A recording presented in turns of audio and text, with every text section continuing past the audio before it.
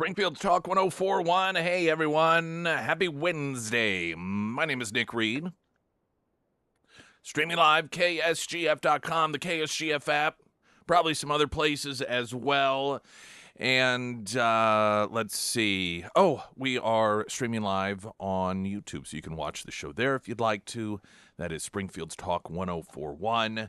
And I believe that is the information that you need in order to successfully start off the show this morning. What's perhaps and there's been a lot of stuff in the last 24 hours that has been unfolding. Some of it good news, some of it bad news. And kicking it off, the Cracker Barrel battle is finally over. Finally. Cracker Barrel drops restaurant remodels after fan out. So the entire remodeling, dropping it. Cracker Barrel announced it is suspending its restaurant remodels after facing public outrage over the changes fans said abandon the chain's core values.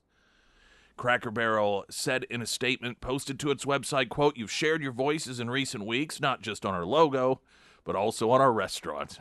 Yes, they did. We are continuing to listen. Today, we are suspending our remodels. If your restaurant hasn't been remodeled, you don't need to worry. It won't be. Cracker Barrel said only 4. And so this, I don't know what I expected. I understood that the remodeling was something that obviously was taking place in phases. They have 660 locations. They say that only 4 have actually been remodeled. So they're not in the hole. I thought it was a lot more. Well, the way that it got the attention on social media, the way that so many people were posting these different TikTok videos and reels and every other format, Instagram and otherwise, it gave the impression that we were, like, I guess, one of the last remaining Cracker Barrels in Springfield that hadn't been remodeled yet, but only 4. Can you imagine? Lucky for them, it was only 4. I mean, that is not bad at all. I was, in my head, thinking they've got, hundreds of these. 250 stores already. And now they have to figure out, do we leave them? Do we deal with that? Or do we go back and spend the money to remodel it? 4, that ain't bad. They should thank their lucky stars that, 1, people spoke up this early on. 2, that they didn't decide to do a blitz and remodel all of them at the same time. And 3, that whomever is ultimately making the decisions there pulled the trigger on this and said, okay, we're out. The 554 locations that remain unremodeled will stay at just that. The company said it will continue to invest in restaurant quality, putting a bigger focus on the kitchen and on your plate. And so that is the latest. Now,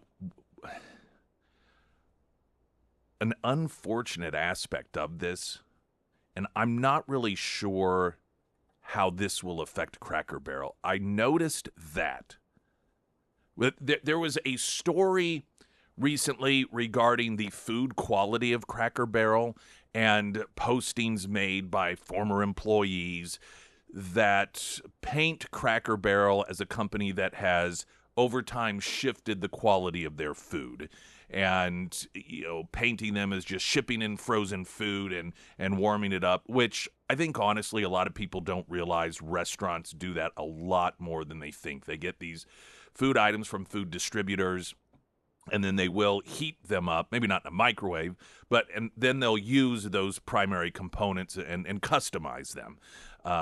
So be it chicken, and then they have 5 different versions of chicken, but the chicken it comes in, it's not bought at the local farmer's market for most of these companies. And a lot of that's just the logistics of it all. You have that many different companies, and you need uniformity of 660 different locations for Cracker Barrel, for example. And it oftentimes necessitates things being done en masse. But a lot of people don't realize that. And there may have, as some of the people who claim to be former employees of Cracker Barrel allege, a diminishing in quality. We've seen during the 4 years of the Biden administration, sometimes on what is perceived as quality. And seeing an article about that, what has unfortunately occurred for Cracker Barrel is due to this remodeling fiasco and people posting on social media about the changes at Cracker Barrel that has facilitated past employees, maybe some current ones as well, to go out there and say, oh, well, you think what you're seeing has changed. Let me tell you what was happening behind the scenes. I know, in fact, when we talked about the Cracker Barrel thing, there was more than one email that came in, or text message rather, from people who either used to work there or one, I think his wife had worked there for years and years and years, and talking about how things have changed there. Not all food quality, but just, how employees feel they're treated, and the structuring of things internally in the company that many people felt was not beneficial to employees or the consumers. And of course, you're always going to find people that are unhappy. But the food quality aspect of things is a whole nother arena. And with Cracker Barrel, you had two personality aspects of it. One, just the feel of it, the throwback in time. But then also people who just really liked their food and felt as if there's food there, food items there that you're not going to be able to get elsewhere. And for a lot of people, that was a real draw. And that isn't, if people go there and they've continued to go there, what people say online about food quality, if they haven't noticed it, they're not going to stop going.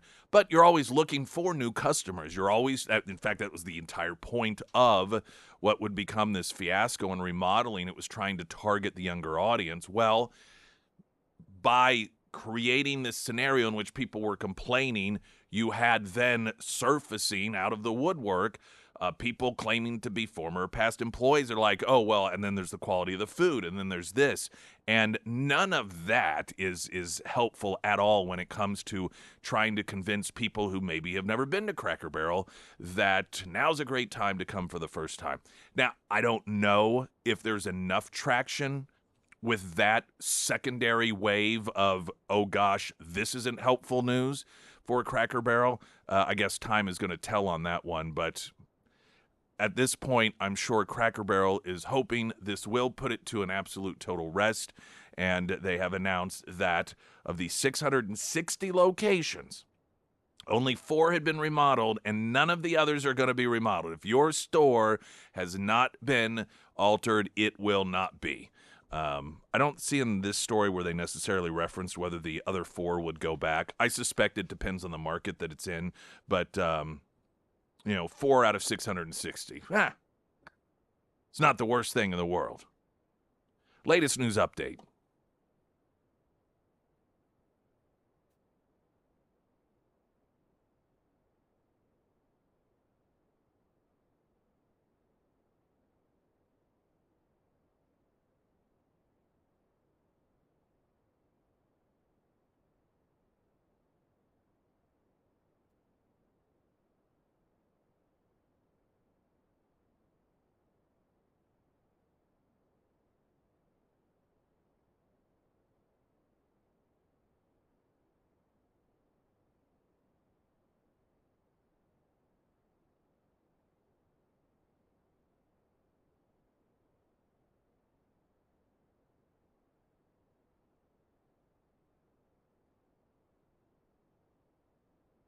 And the first alert forecast from Ozarks First meteorologist Tom Schmidt, sponsored by St. Clair of the Ozarks Home Improvements.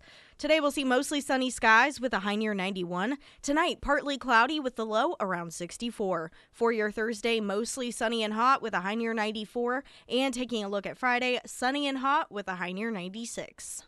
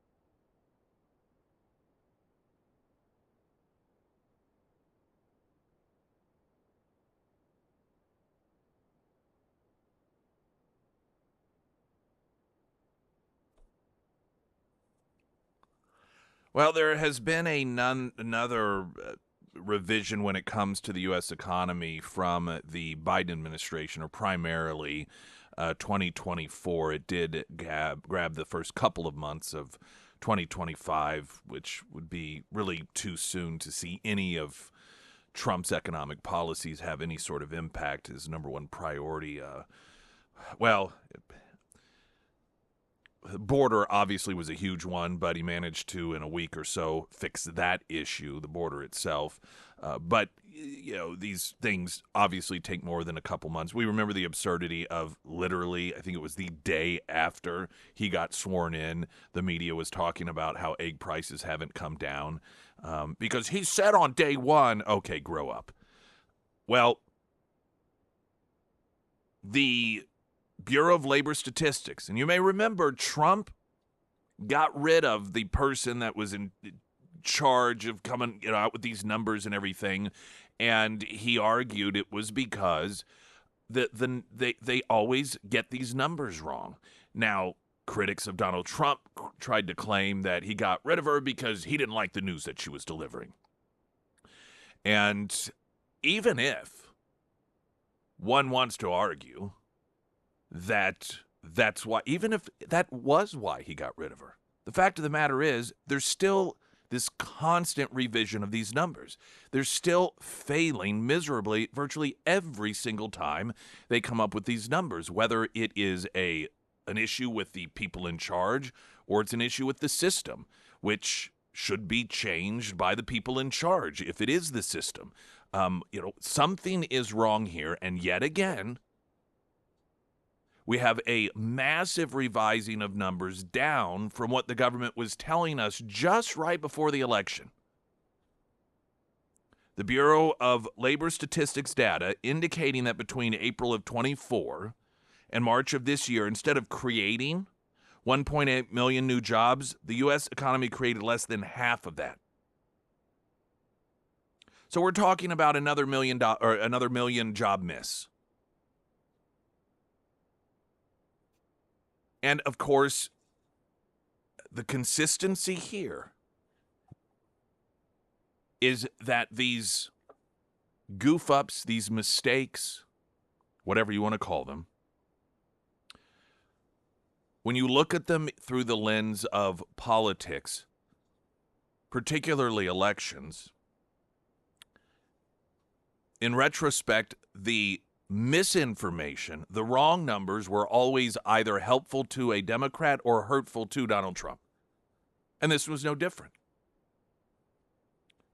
So the fake numbers that were released in early October led to a few of the following headlines. New York Times. This is in lead up to the election, November.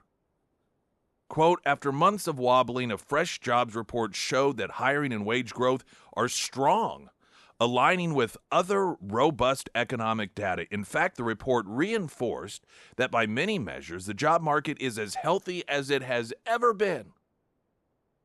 Politico, a few days later, quote, Harris is riding a dream economy into the election. See the headlines that these fake numbers were giving these media outlets in terms of headlines to try and help Kamala Harris win the election? As the month came to a close, the Wall Street Journal's Grabe Ip declared, quote, the next president inherits a remarkable economy. Jonathan Levin of Bloomberg News, on the fake numbers, declared, quote, the U.S. economy is in a sweet spot. The nation is experiencing a dream combination of strong growth and low inflation. And as the Biden presidency came to a close, the Center for American Progress claimed, quote, the U.S. economy was at its best in decades right before President Trump took office for his second term, which, of course, all of that turned out to be based off of fake information, false numbers.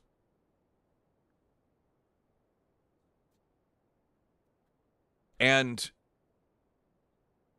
when you see this and the consistency of it, even if one wants to believe it's an absolute coincidence that these numbers, when they are incorrect, always give the media headlines or the ability to write headlines that look good for the Democrat, look bad for the Republican. You take all that, just all of that aside. If you're the president of the United States,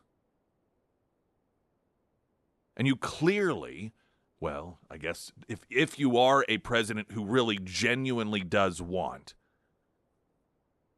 to have policies put in place that lead to an increase in job growth, lead to an increase in, overall matrix of the economy, you want to be able to rely on these numbers.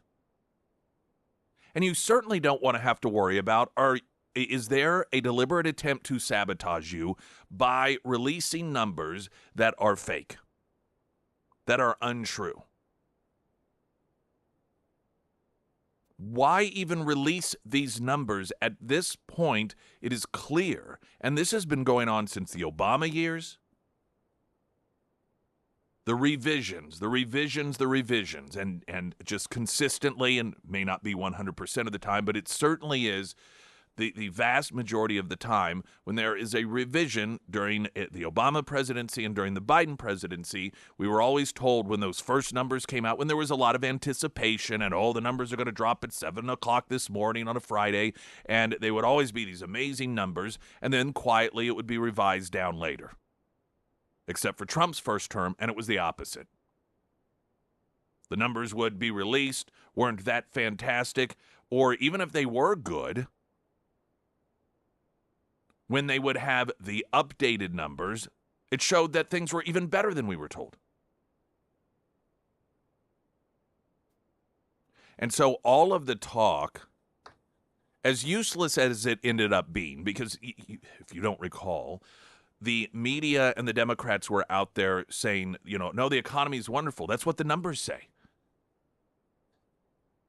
You need to ignore what's happening to you personally. You need to ignore what is happening in the grocery stores. You need to ignore what's happening at the gas pump. You need to ignore that because the numbers, these magical numbers over here, are saying it's actually good.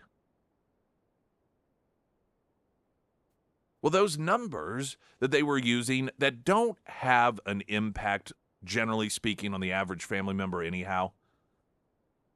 Somebody who is having a difficult time buying groceries because of increased inflation, it doesn't really matter to them if the unemployment rate is, down half a percentage point. That's not what matters to them. But even at that, the numbers they were using were fake.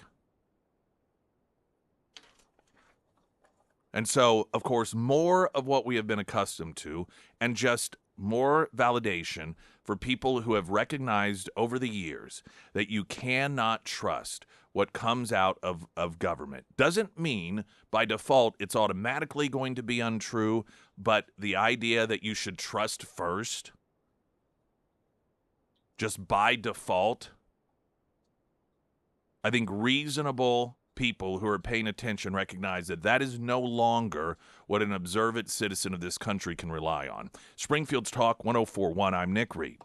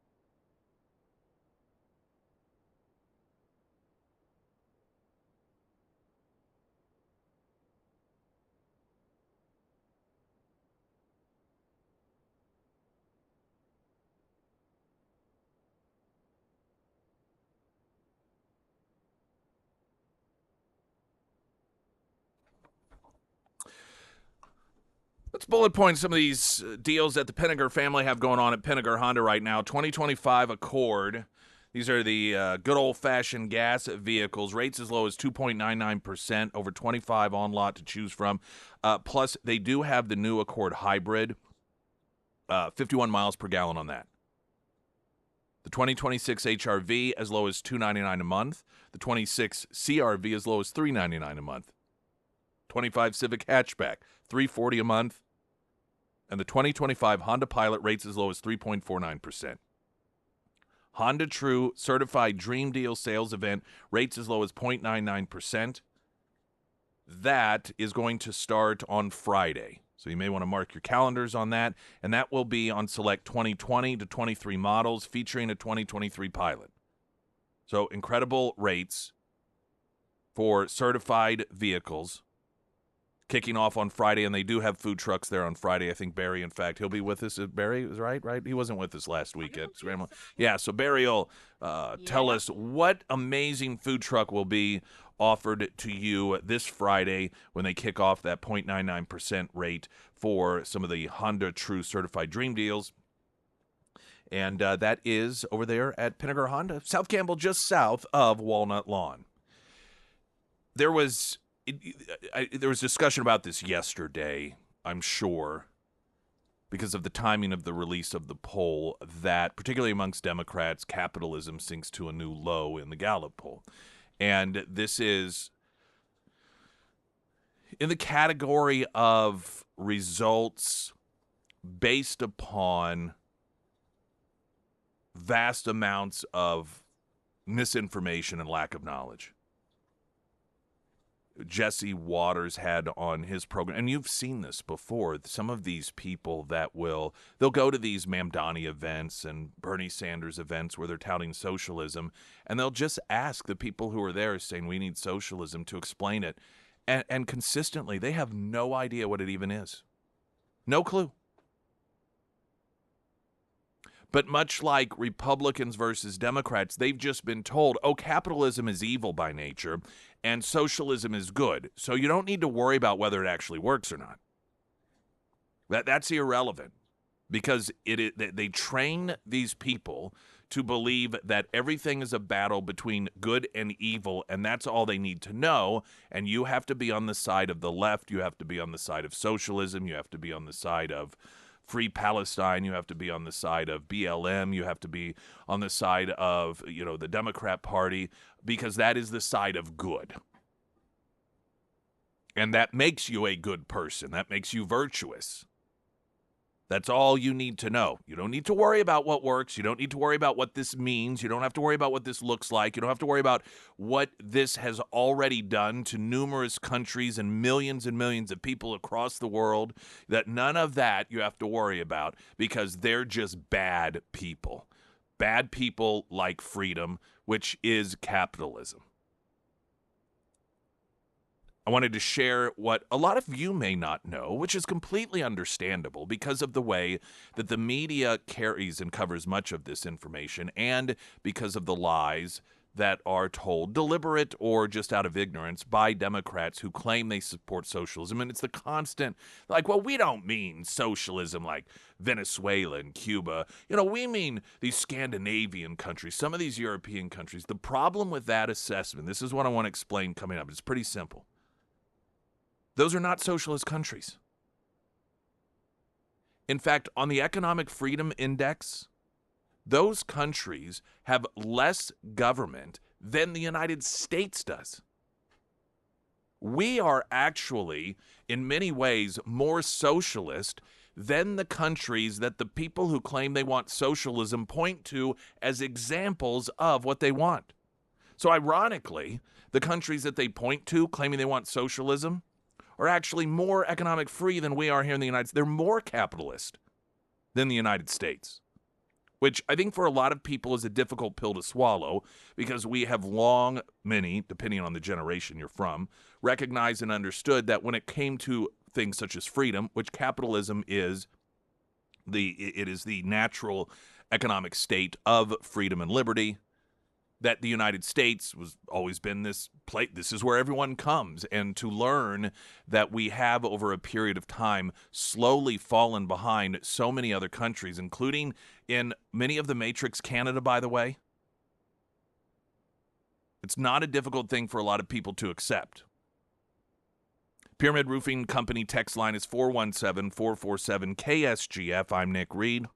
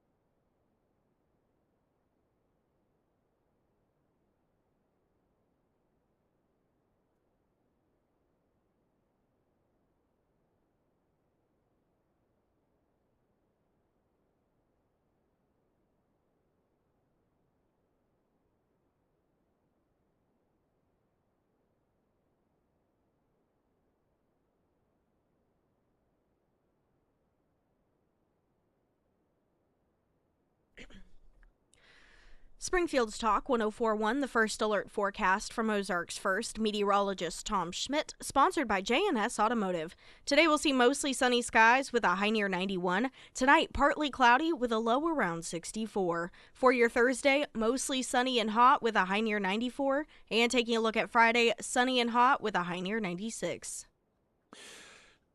Before I get to the socialism component here, and there's a new poll that show that Democrats are the only partisan group of the three. You look at Republicans, Independents, and Democrats that view socialism more positively than capitalism. And studies have shown that when it comes to issues, particularly the economy, that people on the left are much more uninformed than independents and Republicans are. So this is a reasonable expectation to see this occur. And generally speaking, people on the left are extremely entitled and feel that everyone owes them something. And so when you have socialists running around telling them that they're not responsible for their lot in life, Their lack of ambition has absolutely nothing to do with the fact that they don't live this lavish lifestyle they want. It is because of rich people. And rich people are taking advantage of you. And so put us in there and we will take away from the rich people and give it to you. Now, of course, the ignorance component comes in here where that has never worked anywhere in the history of mankind in a way that results in people's standard of living increasing. In fact, quite the opposite. We'll get to that coming up. But I wanted to read this text that came in saying, while I support the changes the administration is making to try to help improve our economy, I'm getting frustrated and tired of the fact that although I am making more money now than I ever made, I feel like I have way less spending power than I ever had. I know changes take time, but I really have little faith that our economy can be fixed. Democrat policies have destroyed our healthcare system, which is now completely unaffordable and broken. Have they succeeded in destroying any hopes of salvaging the economy for the middle class? One of the things I'm most disappointed and surprised with is that our energy prices are not going down for the most part. Gas was still $2.99 a gallon. In the past week, my utility bills have gone up quite a bit, even though my usage is down from last year. I have multiple jobs, and I'm trying my best. I always have. Give me some words of encouragement this morning. I need them. Well, it's a combination of things in terms of encouragement. Much of this is accurate. And the downside of inflation is that while inflation can come down, as it has under Donald Trump, from 8.9, 9 point whatever percent under Biden, and we all know that when Trump left, it was 1 point something percent, and then it just skyrocketed under Biden. And that was just extremely punishing. While you can bring inflation down, that doesn't bring the prices of things down. And so the way that things get back in terms of your buying power to the way that they were before means that the economy just has to pick up to the point that people's salaries start matching what it is that it matches the, quote, inflation, if you will, just to come out even. And that's a difficult thing to do. The bringing down of inflation itself is something that can happen at a relatively quick speed compared to improving the economy to the point that everyone's salaries come up, because that's ultimately what matters. It's not how much you make, but it's how much you make versus how much things cost. And that's what we dealt with during the Biden years, was this vastly diminished amount of buying power. It was, for the middle class person, it was in the thousands per year, that in terms of essentially real dollars that we had stolen from us through inflation. So that means that just to get back to feeling the way it was before, that has to be made, and that is a very difficult thing to do. There's new polling out that shows right now Republicans are the ones that people are blaming more than Democrats. Now, this is understandable for a number of reasons. One, because you get frustrated, just like this person. You're like, well, these people are in charge. Why aren't things getting better faster? And that's an understandable human reaction, because you just get so beat down and you want things to get better. And the problem is they have gotten better, but they haven't gotten better. So inflation, the Trump administration has stopped the hemorrhaging. This administration has stopped things from getting worse. And the groundwork has been laid in a lot of ways for things to get better long term. This is also something that in the short term works against Donald Trump. Donald Trump is a long-term visionary. Donald Trump is somebody who builds these massive empires, recognizes that the real true success comes with laying groundwork today and then building a strong foundation for what is to come down the road. It's different than the, Biden approach of telling people in Georgia, you elect these Democrats and I'll send everyone a $1,200 check. That is a very short-term thing that actually results in inflation, which works against the American people.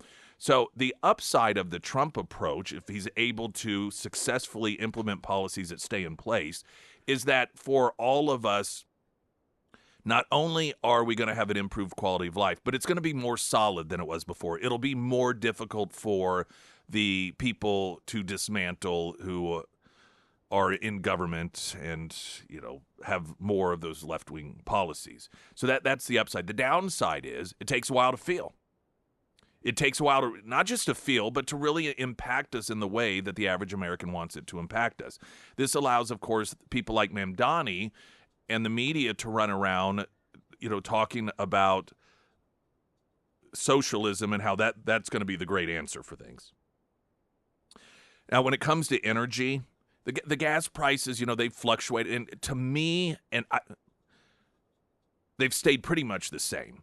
When Trump got into office, they came down a bit, and they do swing. It seems like it'll go up, and I've seen it at $2.99, and then I'm like, oh, it's back down to $2.49 for some reason. It would be nice if it got down to the levels of Trump's first term. Will that occur? I don't know. You have a lot of different things at play. Of course, you have supply issues. Then you've got demand issues. How much are things building up? How much of that fuel is being used? Now, when it comes to electricity and gas, that is much more complicated because so much of that is regional. In fact, this is why in California, gas prices and electricity prices and utility prices are so much higher than they are in other areas. And sometimes it's not even your state. Now, you can do things on a federal level that alleviates some of the burden and cost on a federal level. And Trump, through regulations, has been pushing to do a lot of this. And, of course, every time it's done, you have environmental groups that will come in and they take it to court to try to find a judge that'll say you can't do that. And so that is one of the constant battles. But even in addition to that, you still have a lot of state regulations. Out in California, Gavin Newsom right now is desperately trying to claw back one of the it's one of the energy companies. I think it's fuel. I think it's gasoline that pretty much, because of the regulations in California being regulated out of California, but Newsom is planning on running for running for president. And so that looks bad. And so, they're trying to reverse some of the California policies or negate them with special favors in order to keep that energy company there, because the loss of it is going to lead to increased energy prices. So while on a federal level, almost like taxes, where you can have an alleviation of taxes or a cutting of taxes, that doesn't have an impact on whatever it is that your particular state does. And the state you live in isn't necessarily even dictated, or the energy you receive isn't necessarily dictated by the people in your state. One of the issues we faced here several years ago, you may remember, is the gas shortages during the winter, and that was because of a lot of the product that we got from Texas. Those pipes had frozen up because they weren't used to weather being that cold, and it caused all sorts of problems. So you've got these different regions of the country in which there are a lot of regulatory arms that have some form of jurisdiction over what power it is that we're receiving. And the catch-up factor. You've got different producers of energy, and they spent 4 years having regulations put on them and already began the projects because they felt that in order to continue to survive, these are mandates we're going to have to deal with, and now they have to pay for that stuff. So there's just a lot of unfortunate... The description of Democrats doing so much damage to our economy, the fear that it is almost impossible to overcome, there is validity to that. But I am a believer that things, no matter how bad they are, can be turned around. Do I believe that that's absolutely going to happen for us here in the United States? No. I don't. When you see an entire political party that is so deranged, they simply take the side that is opposite of the political opposition, no matter how absurd it is. And think about how much more crazy they have demonstrated they are since they lost power. And think about what they're going to do when they get back in power. Crazy and deranged, hysterical people who lose power and then regain it don't suddenly become less crazy. They get even more angry, they get even more authoritarian, and they get even more insistent that people comply and that there is a stripping away of diversity of ideas. And so, I really have grave concerns about if and when the Democrats do get back in power, what that is going to look like. So it could go either way. And I know that isn't necessarily the best answer. It's not the most comforting answer, but there is hope. And, time, like all other things, will tell. But I tell you this, and this is some of what we'll talk about next. Just talk to anyone who fled a country that currently looks like the Democrats are attempting to make this country look, and they all tell you the same thing.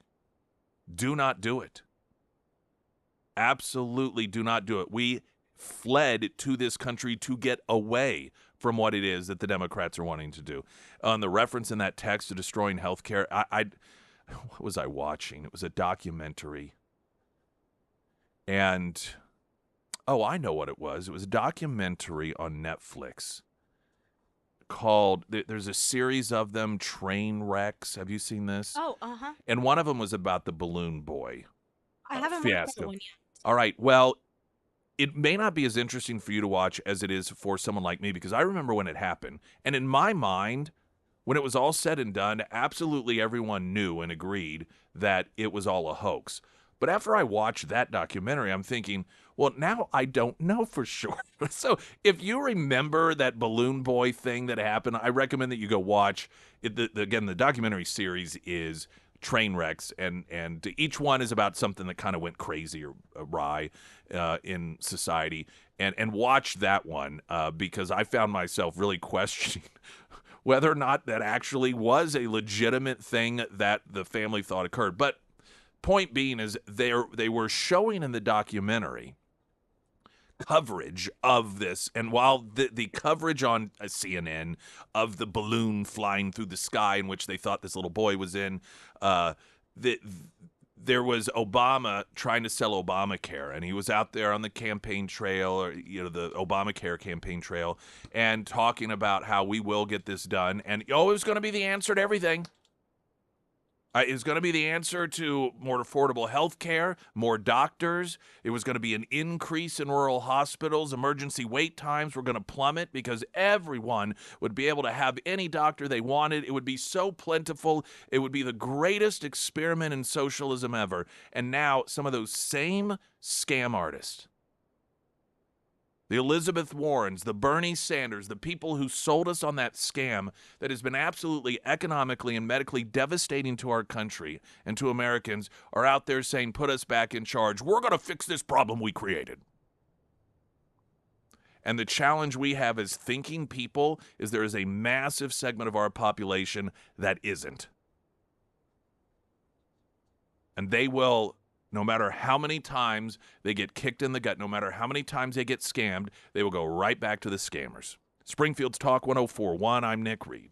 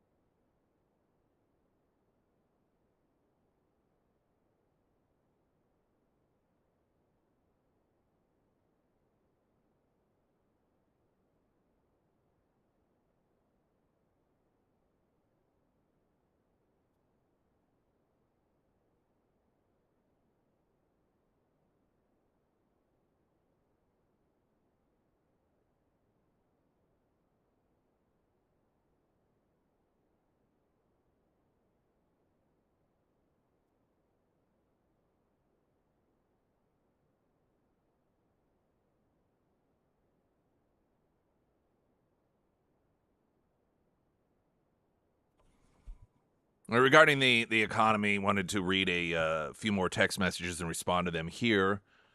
The person who had texted in their concerns the economy and my thoughts on it, saying I appreciate the effort to try to make me feel better. As bad as I feel it is for me right now, I'm thankful I'm not in my 20s trying to start off in this economy, and that is one of the real downsides. That the previous 4 years in particular are just so absolutely punishing and has set us so far behind. It's one of the reasons that you see a lot of young people that are like, maybe the socialism thing will work. It is because the left-wing big government policies, which are close to socialism and in many ways are the same thing, have made it virtually impossible for people to own their own homes. Have you ever seen the landscape during, Soviet Union era and some of these countries that have fallen into complete and total economic calamity? And you don't see a lot of individual homes. There are all these massive buildings. It's just one unit after another, and that's because of big government policies that have created an economy in which it becomes impossible for people to purchase their own homes. And that, this is the direction that we have been headed for some time, and that's a difficult course to reverse. Another noting that when it comes to gas prices, it doesn't help in Missouri that we've had, 4 or 5 tax increases thanks to the establishment Republicans at the pump. That is very true. And another noting that, where was that text? About the part of the problem is, a huge part of the problem, spending. Debt ceiling keeps getting raised. Temporary spending omnibus bills are the mainstay of Congress. Doge cut billions of dollars, but we needed trillions of cuts. And this is more true than I think people understand, including the Republicans. There was a special election that took place in some district that, by the way, Trump lost by 30 points in Virginia, but it was a special election in which the long-term Democrat, Republicans haven't held the seat for decades, and a Democrat was retiring, died of cancer back in the spring. And so there's a special election and the Democrat won, and that's being portrayed as, a sign of pushback against Trump policies. Well, again, Trump lost that district by double digits. But also, I think never has there been a political party that has benefited to the degree the Republican Party has from its candidate for the presidency.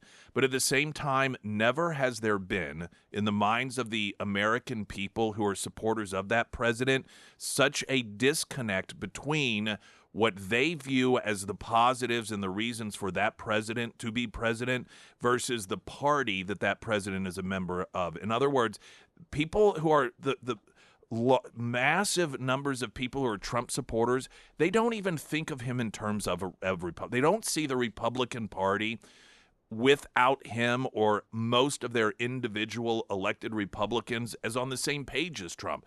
They see them as riding his coattails and kicking and screaming and dragging along with his policies. I mean, look at all the battles that we had in Congress with the conservative Freedom Caucus members that were desperately trying to get things done in a meaningful way. And so, I think that a lot of these Republicans just don't understand, simply because they share the same label Trump does, politically speaking. That doesn't mean that they're as popular.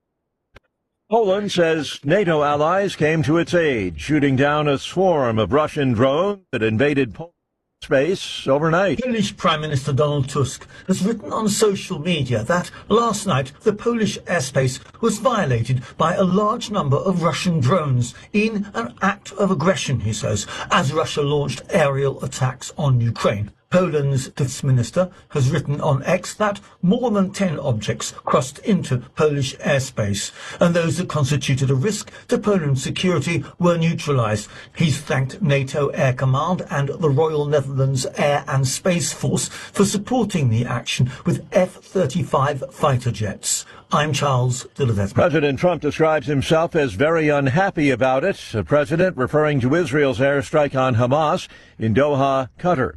Israel says it was retaliation for Monday's deadly attack at a bus stop in North Jerusalem. Another American city is going to be getting the Trump treatment in fighting crime. The president says he'll announce what city it is later today. House Majority Whip Republican Tom Emmer says that crime-plagued cities, many of them governed by Democrats, should welcome federal intervention. President Trump has made it clear that law and order works. Now is the time for the shameless so-called leaders of blue cities and states to take a page out of President Trump's playbook. The president declares Washington, D.C. a safe city thanks to his crime-fighting initiative. In addition to state charges, the suspect accused in the stabbing death of a young woman in Charlotte, North Carolina, is now facing federal charges. The 23-year-old Ukrainian refugee was murdered on a light rail train. Watching Wall Street, the Dow futures are down 59 points. NASDAQ futures up 79. Townhall.com. My doctor told me my cholesterol is borderline, so I took control with Garlic Healthy Cholesterol Formula. Garlic helps maintain healthy cholesterol safely and naturally. It's odor and taste-free, and Garlic is a world leader in garlic potency. I'm taking charge of my cholesterol with Garlic Healthy Cholesterol Formula, cholesterol's natural enemy.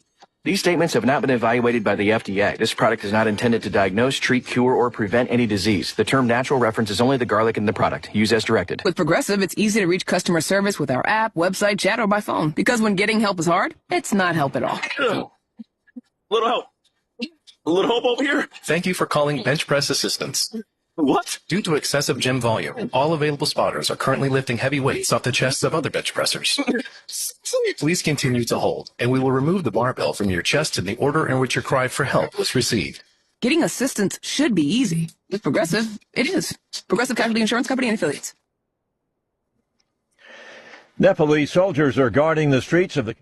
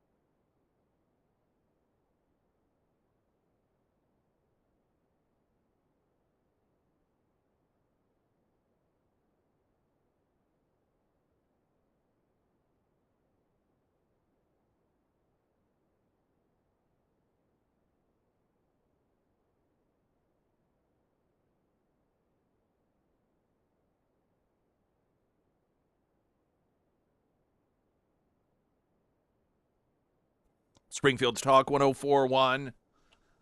My name is Nick Reed. You have heard me brag about, and many of you on my Nick Reed Facebook page have seen the videos of the outdoor living space that has completely changed really how it is that we even use our home and spend our time as a family together from Hunter Hardscapes and Outdoor. But I wanted to read to you what a couple of other people said.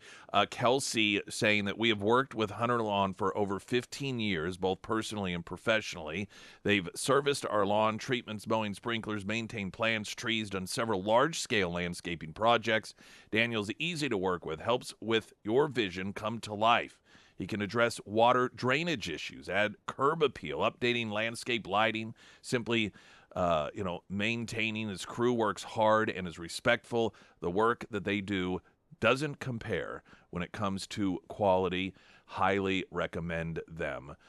Gloria said, we used Hunter Hardscapes twice. Both times, he and his crew did an outstanding job. The first job was correcting a drainage issue on our driveway. I did both of these because they mentioned drainage, and that's something I don't talk about so often. And, of course, water can be extremely damaging to property and to your home, your foundation.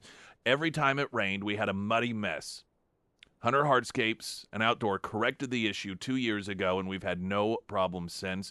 They just completed a similar issue in our yard, this time installing AstroTurf for us. There were a number of steps involved, and the crew is working every day by 7:30 a.m., putting in a full day. They did a great job and left the entire area in better shape than when they started. We highly recommend Hunter Lawn and Landscape.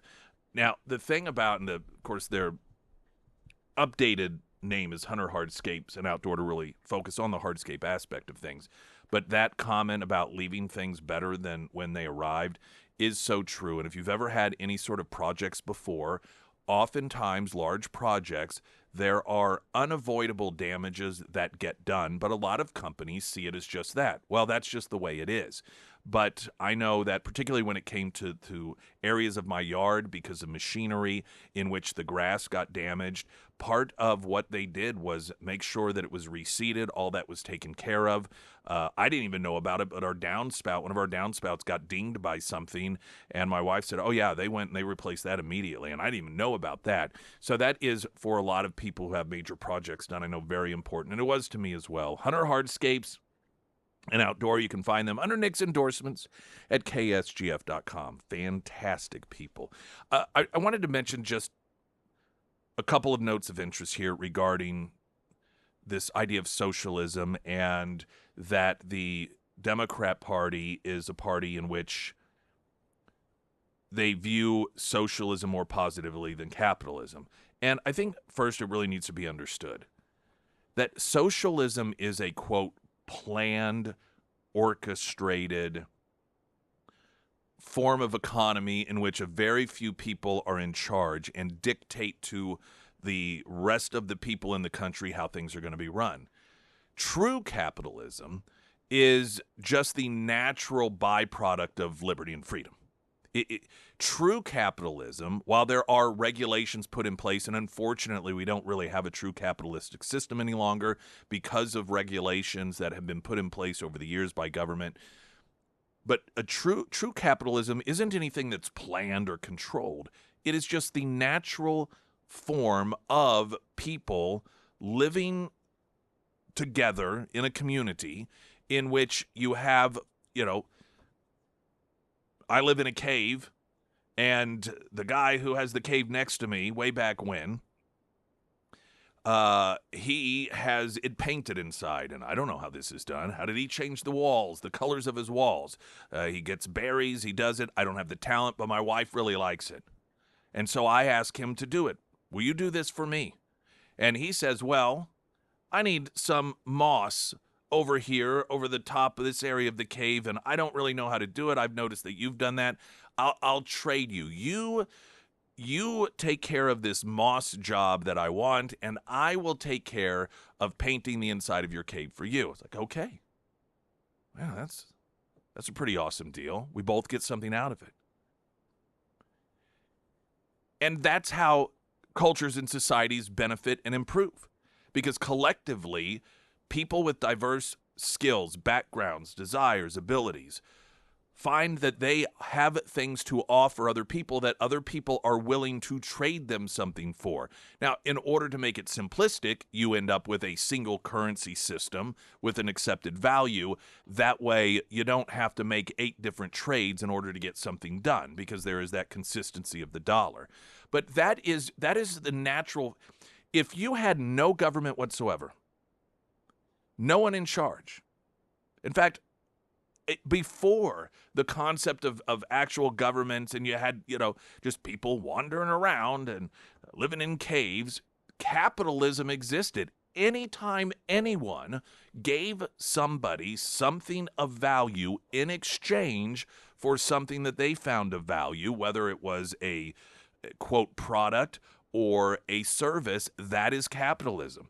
It is just the unavoidable, natural interaction of people that are looking to get something in exchange for something else.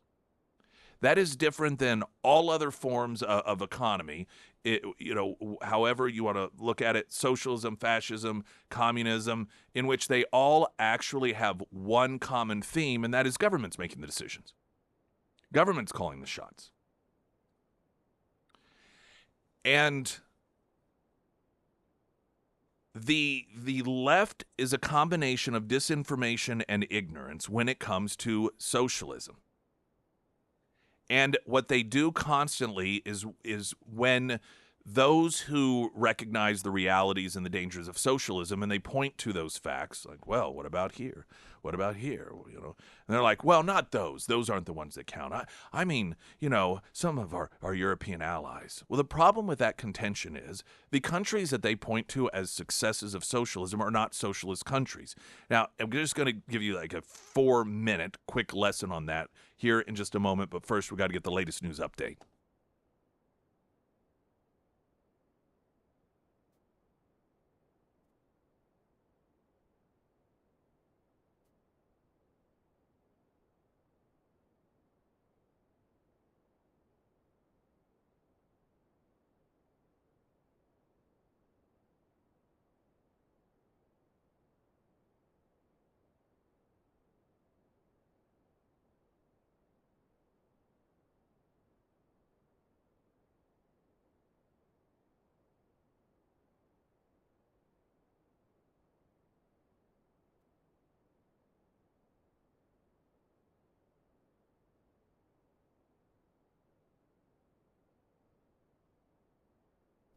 And the first alert forecast from Ozarks First meteorologist Tom Schmidt, sponsored by St. Clair of the Ozarks Home Improvements.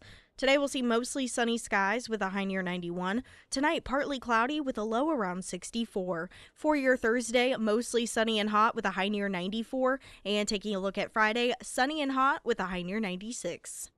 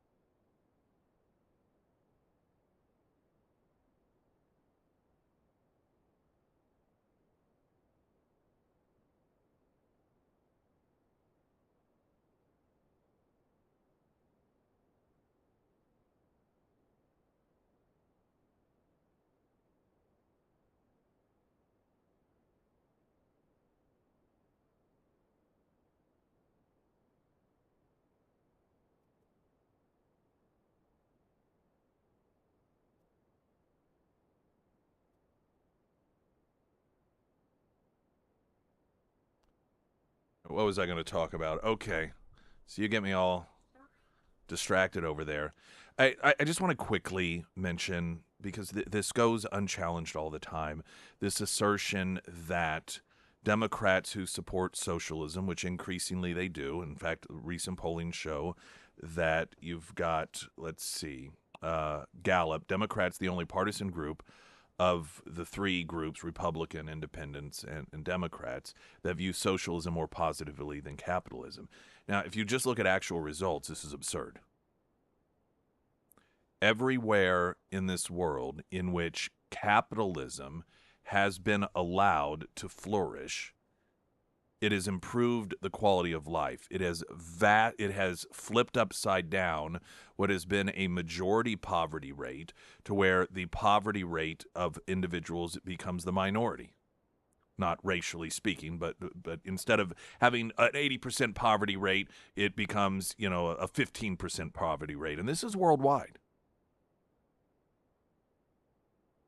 And the areas of the world that have focused on socialism just eventually collapse on themselves due to economic conditions that are so horrifically bad they can no longer be sustained. Or they use such, dictatorial force that political opposition gets thrown in prison. Cuba would be an example of that. Venezuela is an example of that. The former Soviet Union would eventually fall. Now, what Democrats like to always say is, well, no, those aren't, that's not what we're talking about. We're not talking about those socialist countries. We're talking about different countries of Europe, specifically countries like Sweden and these other Nordic countries. The problem is those are not socialist countries. In fact, when you look at the Economic Freedom Index, they have more capitalism than we do. Now, what they do have is a large welfare state. But it has been built on the fact that these are very capitalistically focused countries. In fact, they were, economically speaking, wildly successful well before the shift, or well, I shouldn't say shift, but the addition of the concept of a welfare state occurring. And that was because they were doing so well economically. They're like, oh, look at all this money we have flowing into the treasury. We can help some people out with it. It's only because of capitalism. There's a piece in Forbes noting that the Nordic countries were economic successes before they built their welfare state. Those productive economies generated good incomes for their workers, allowed the government to raise the tax revenue needed to pay for social benefits. It was not the government benefits that created the wealth. It was the wealth through capitalism that allowed the luxury of such generous government programs. Now, if you listen to Democrats who promote socialism today, they tell you the opposite.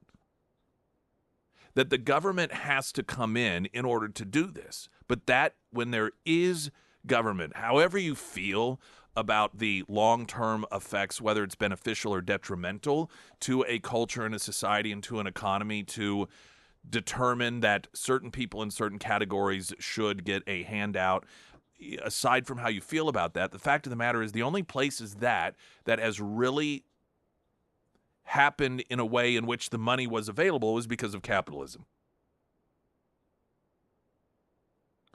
Second, lack of government interference has allowed what it is that the left claims are socialist countries to be so successful. These are countries, by the way, here's a huge news flash for people on the left that are always talking about a living wage. Do you know what countries don't have a living wage? The Nordic countries that they claim they want to be more like. They don't have minimum wage laws. It's all free market.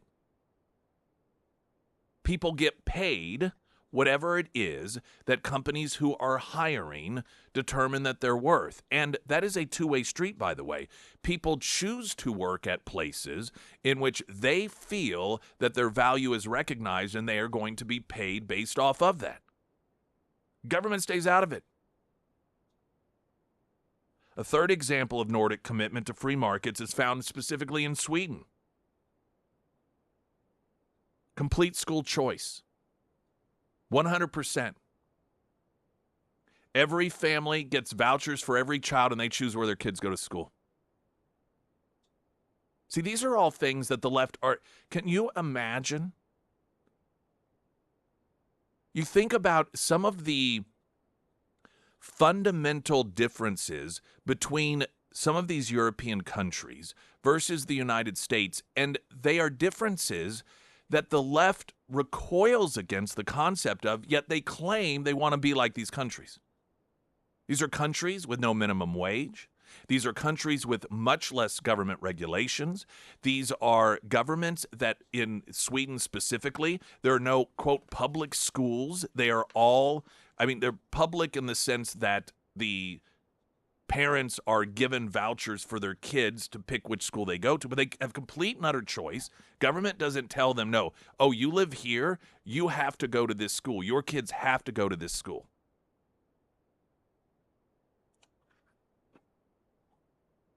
The Nordic model, strong property rights, low level of regulations on product markets.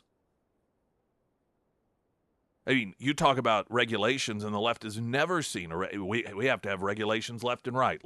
Should be a warning on this. Got to have a warning on that. If there's not, even if there is a warning on it, still somebody can sue if they don't read the warning. You didn't make the warning big enough. We regulate ourselves to a degree that is,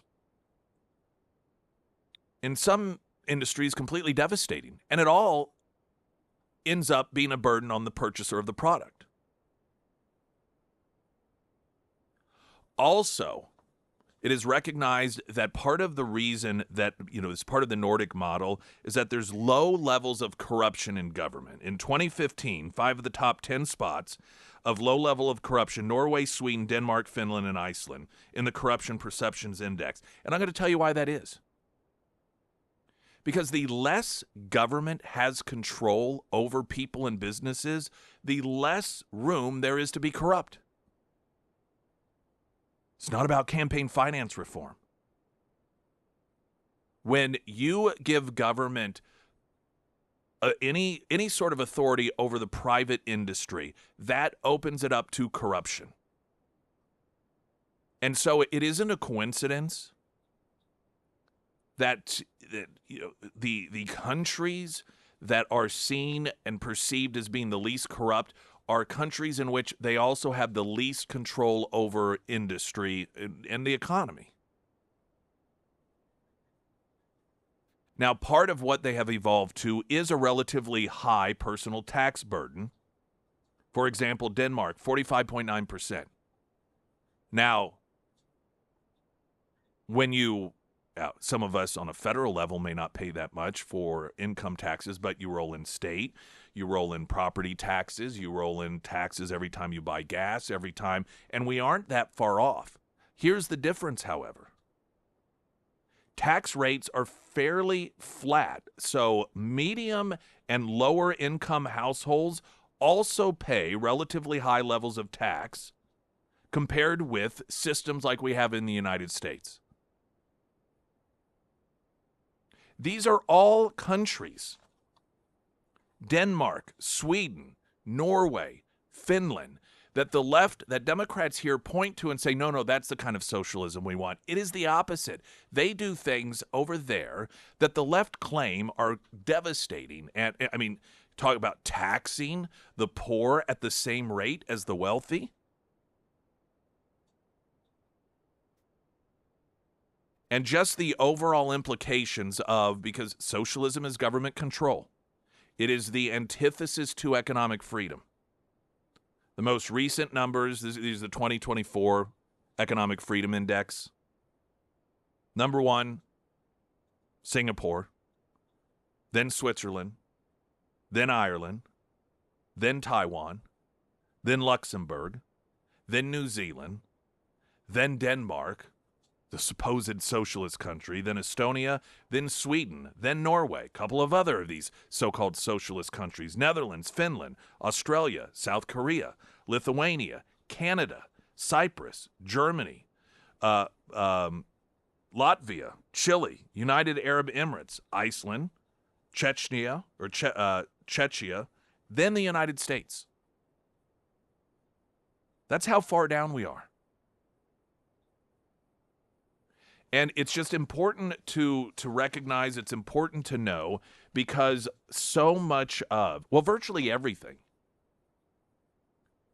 that causes people to believe that socialism is good, that they support socialism, is built upon having no idea whatsoever what it means, one, and two, where socialism actually is. Because they always point to countries that are less socialist than the United States as an example of what we need to be like.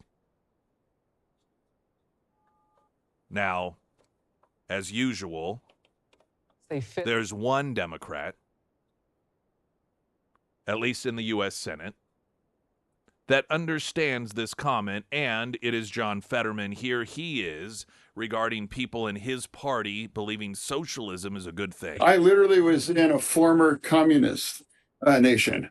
And I asked that. I said, some people in my party, some of the lefties are talking about socialism now. What do you think? He's like, that's the worst thing ever. You're going to need a reality check if you ever adopt any of those things. You know, like, you are morons.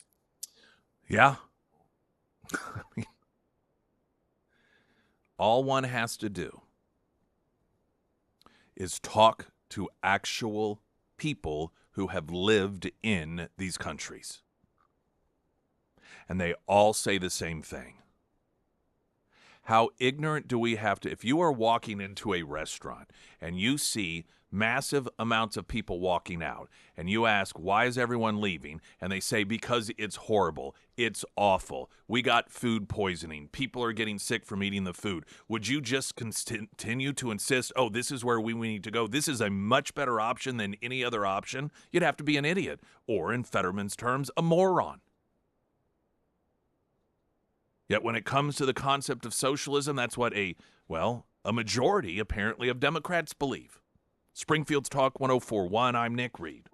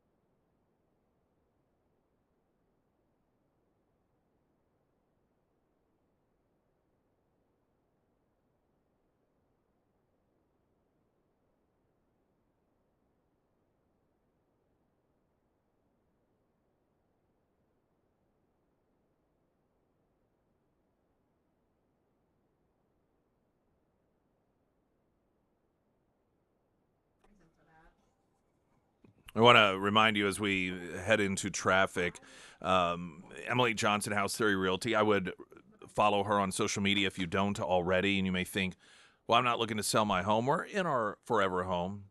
Well, you never do know. But also, she posts a lot of really great advice, interesting information for just homeowners. What it is to do going into the fall, what it is to do going into the spring, things that are great upkeeps for your home. And so as a homeowner, keeping and maybe even increasing the value of your home is something you can benefit just by following what it is that she oftentimes posts. I know you may probably have friends that are realtors, and the vast majority of things they post are new listings that they have and doing videos of the new listings.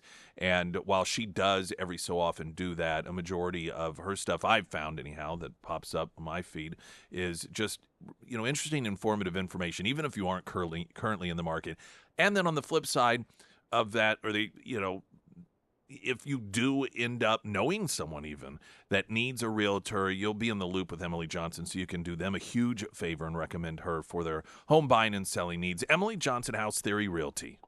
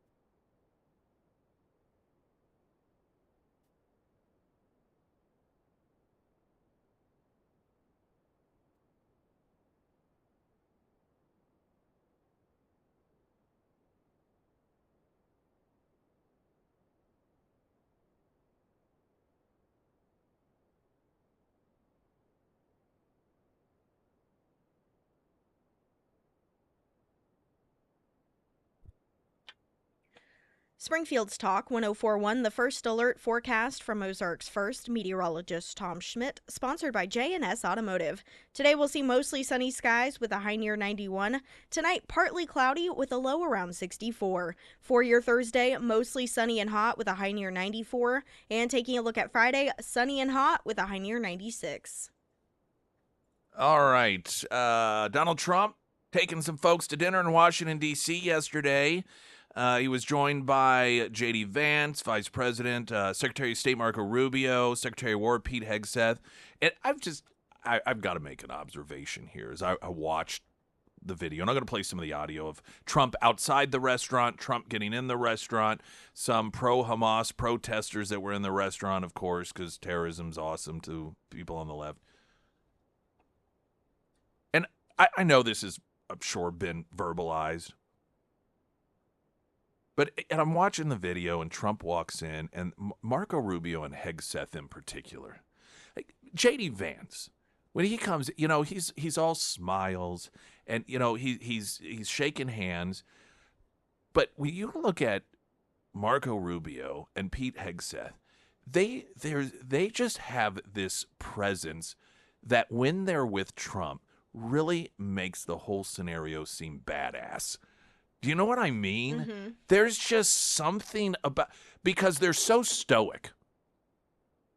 You know, they're just all serious, all business. You know, like I said, J.D. Vance, he's just, you know, the nice guy and everything. But anytime Trump is flanked by Hegseth and Rubio, and you see it in one of the videos when he's walking into the restaurant. Of course, somebody's filming it, and they're flanking him on either side, a bit behind him, and it just looks really, really freaking cool.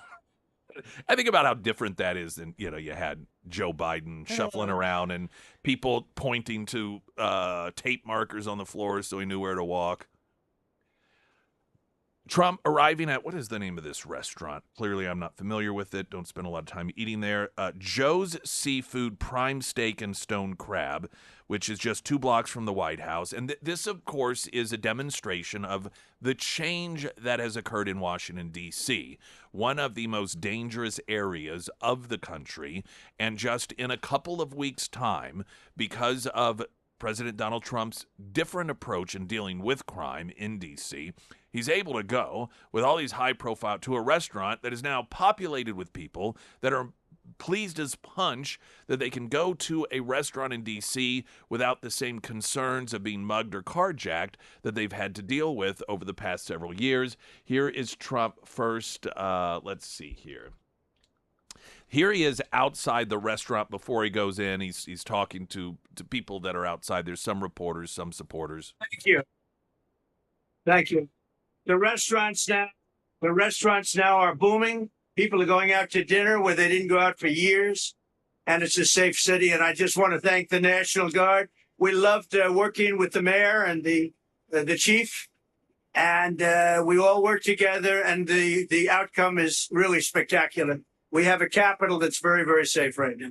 All right, so then, of course, he walks into the restaurant, and this is some of the responses as he makes his way through.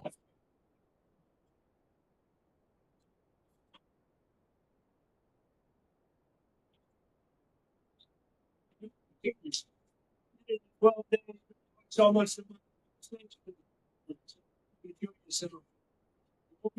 Going home. It's perfect. Right, I'm good. So they're just average folks there in this particular restaurant, and you know, it's just a completely different environment. But for, of course, some left wingers that get in there, and here are some pro Hamas left wing protesters in the restaurant.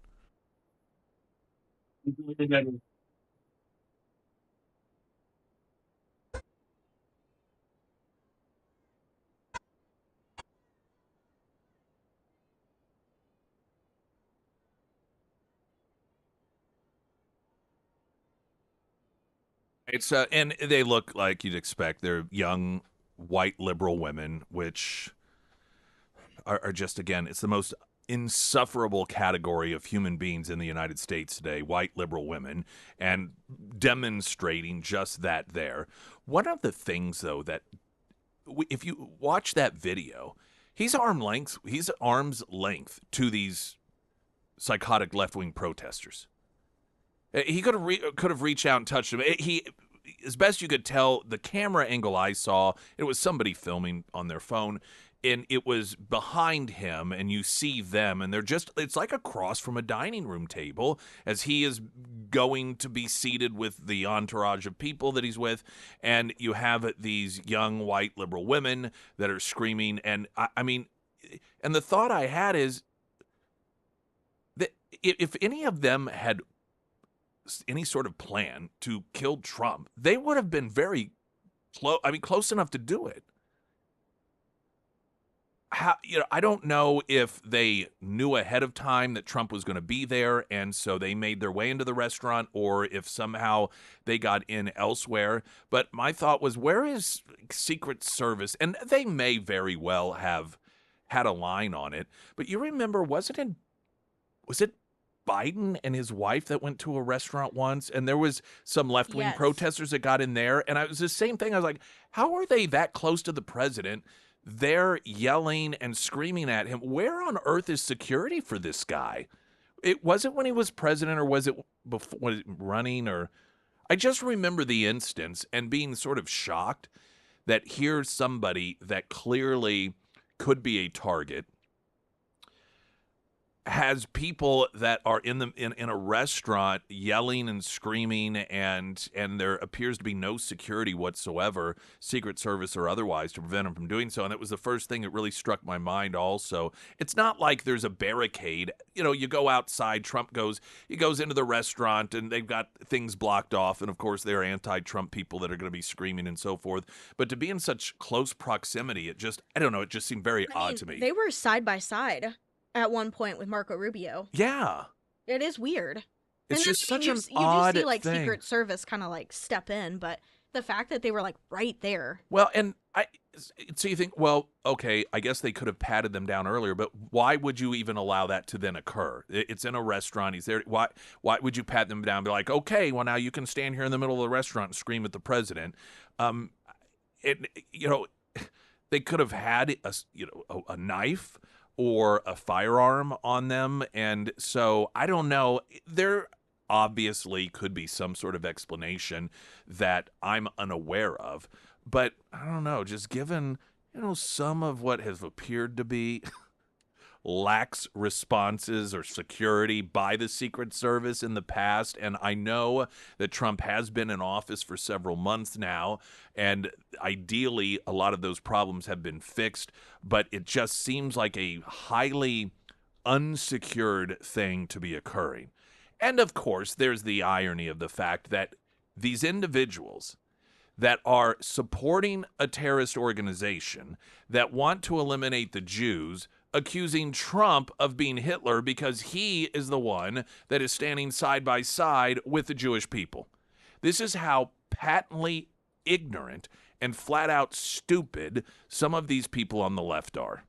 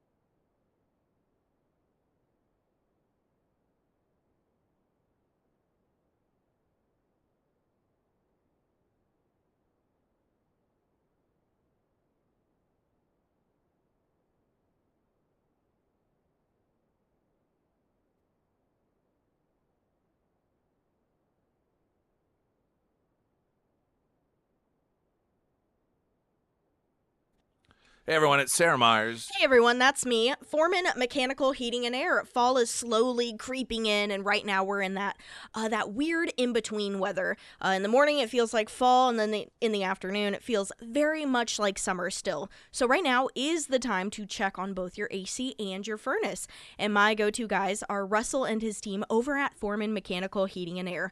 They do residential and commercial HVAC services. They also do indoor air quality testing as well, which if if you are a person who suffers from allergies, the indoor air quality testing can really help identify allergens and help eliminate them to just help you breathe a little easier this season. So whether you need a tune-up, a fall furnace checkup, maybe it's time to upgrade your unit, or you want to take advantage of that indoor air quality testing, reach out to Russell today. You can find all of the contact information for Foreman Mechanical Heating and Air under the Sarah's Endorsements tab at ksgf.com.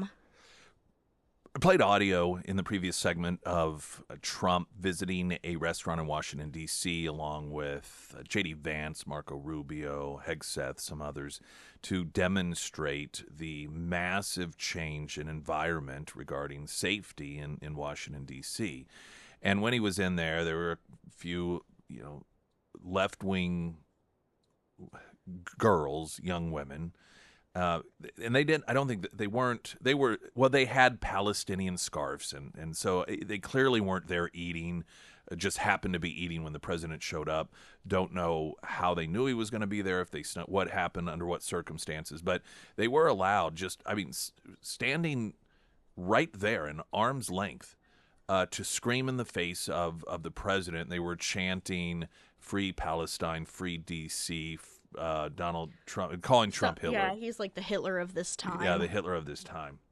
And aside from the stupidity demonstrated by supporting an organization that wants to eliminate Jews and calling the one biggest ally they have, Hitler,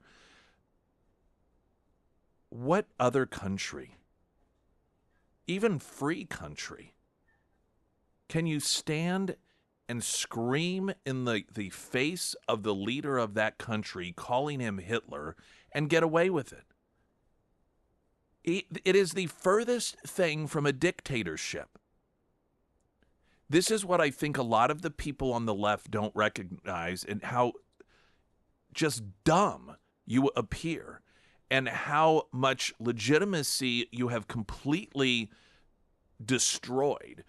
The fact that you are I just can't think of any other country that might happen without that person being tackled or drugged down, and they're just standing there and calling the guy a dictator. What do you think a dictator does? If ever, there is no greater proof that Trump is the opposite of a dictator than a scenario exactly like that. And, of course, the irony is that it's the people who claim he's a dictator, the people who want to convince others a dictator, who is doing the most to prove that he's not one. And I think they're too stupid to even know that. And it's the same for all of these people that stand on the side of the road, and, these people that are still into the whole conspiracy theory about Project 2025 and the No King stuff. You can almost always find one of these morons that has some sort of sign declaring Trump a dictator. If he were a dictator, you know what? Go to North Korea and protest Kim Jong-un and hold up a sign calling him a dictator. See what happens to you there. It'll be a lot different than what happens here, because over there it's actually a dictator. Try it in China. Try it in a country like that. See what happens. The display of complete ignorance, stupidity, you name it, that every time one of these people calls him a dictator, holds up a sign, it's one of the reasons that some of these Democrats have shifted to calling him a wannabe dictator, because they recognize how stupid their supporters look every time they claim he's a dictator, knowing that you can't really criticize a dictator and get away with it. So that's why they've slowly tried to shift to, well, he may not be a dictator, but he wants to be one. Coming up, it's quick news. Missouri House passes redistricting map that creates new Republican district. Traffic update, I'm Nick Reed.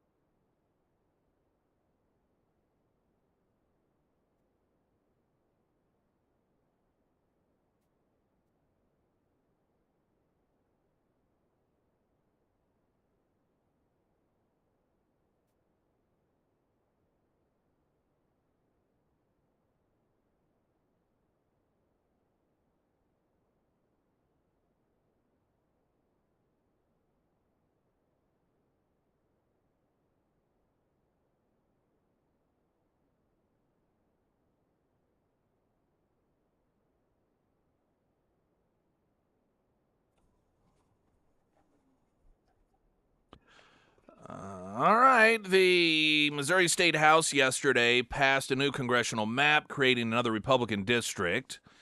The move comes after Governor Kehoe called for the special session of the state legislature to join the redistricting push that has erupted in several states over the summer, a sign that in yet another area of political battles, the Republicans are stepping up because of the encouragement of Donald Trump, and sometimes just flat out just calling him out to do it. Playing the same game that Democrats do. It's been a great frustration for Republican voters that Republican, as a party, has long been compliant with this double standard. Democrats are allowed to do things, Republicans aren't. And for a lot of people, this is one of the reasons they like Donald Trump, is because he no longer says, as voters, this is just how life is. As Republicans, you're just going to have to deal with being called names. You're going to have to deal with the ballot box stuffing. You're going to have to deal with all. There's nothing that we can do about it, and that's just the lot in life. In many of these instances, in which you are talking about legal maneuvers, redistricting being one of them, Trump has said, no, you can't win by allowing an advantage to the opposition. The new Missouri map targets the state's 5th congressional district, currently held by Emanuel Cleaver. Republicans hold 6 seats in 6 of the 8 districts. Just the News quotes Missouri State Rep Dirk Deaton, a Republican, telling the Missouri Independent, this is a superior map. It better represents the state of Missouri. The congressional map still needs approval by the Senate. Now, they know, but Republicans hold supermajority in both chambers, meaning that as long as the party sticks together, they can overcome any Democratic opposition. But Just the News may not be familiar with the likes of people like Lincoln Huff and some of these others that do everything to torpedo what it is that Republicans tell the voters they are all about. I don't know whether or not – I mean, I could very well see this happening, but if it did not, if the Lincoln Huffs of the state Senate were to conspire with Democrats in order to prevent this from happening, I would not be shocked at all, not in the least. In my assessment, it's a coin toss at this point. The new Apple line of products is going to, or has been announced. There's the iPhone 16 and 16 Pro, and now let's see the 17 Pro. A lot of questions as to whether or not tariffs were going to be an issue here, and according to Apple, they are not. That the impact of tariffs are something that will not have an impact on these particular products. Some of the details of that coming up in the next hour. We'll save it over to there. A reminder, though, as it is Wednesday, Friday, we will be at Scramblers. Coming up Friday, we're there every Friday Roadshow, where we broadcast live 6, 8, and 9. I'd love for you to come out and join us. We've got news in 60 seconds. I'm Nick Reed.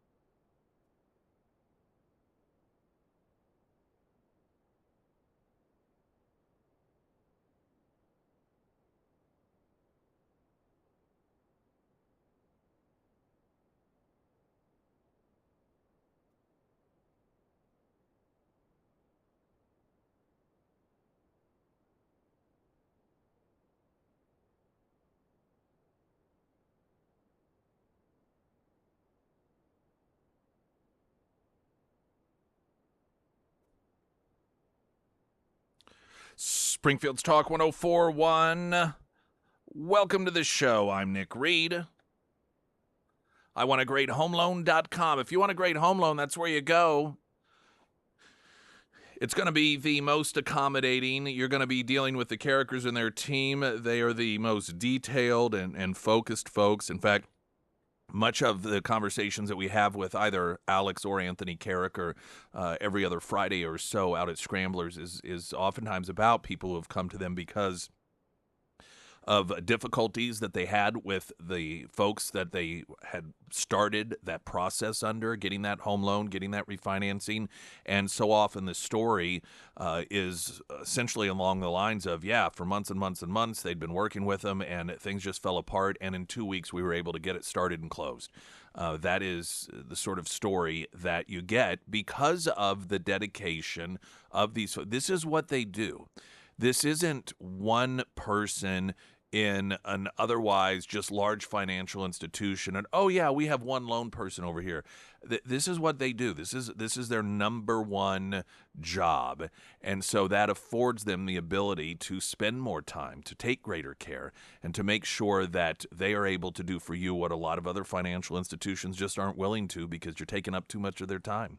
And time is money for so many of those institutions. So for home loan needs, refinancing, reverse mortgages, I want a great homeloan.com because you do. Apple will not raise price of the next generation devices despite tariffs. This is along the lines of what Trump and many within his cabinet had predicted. Whenever you had all of the doom and gloom, sky is falling, everyone's going to be tariffed out of buying products like iPhones. In fact, iPhones specifically were noted as an item that so many Americans have, and how people would be priced out of them. They would be damaged greatly because of the tariffs. And Donald Trump suggested at those claims that that was not going to happen, that a lot of these companies would figure out ways to not pass along those costs. And apparently Apple is one of those companies. They unveiled the next line of products in a promotional live stream yesterday, this being the first generation of new products set to be released under the new tariffs, despite requests from the Trump administration to move iPhone and other product production to the United States, and Apple CEO Tim Cook pledging $500 billion to grow the company's roots in the country. Apple is expected to continue manufacturing the next wave of iPhones at major hubs in China and India. While Apple avoids the most severe tariffs, iPhones and other Apple products being brought in from overseas will still face duties of roughly 25%. Apple sold the base model, a 128 gigabyte version of the iPhone 16 for $799 and the iPhone 16 Pro for $999 in their launch year. Even though iPhones are subject to tariffs, Apple's will not raise the price almost entirely across the board. The iPhone 17 remains $799, while the iPhone 17 Pro increased to $1099, so just $100 over. And when you think about the inflationary component here and how much buying power the dollar has now versus how much it had when there was the last launch of the iPhones, the 16 versions, in reality, it takes less dollar buying power in order to get the new upgrade, the new upgraded version. The iPhone 17 Pro has a minimum of 256 gigabytes of storage, so the $100 increase is actually still the same price as the 256 gigabyte edition of the iPhone 16 Pro.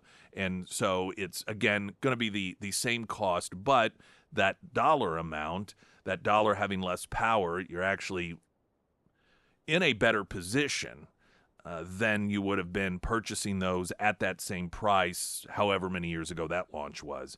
Additionally, this generation marks the debut of the iPhone Air, the thinnest iPhone ever, designed to be lightweight, power efficient, and durable.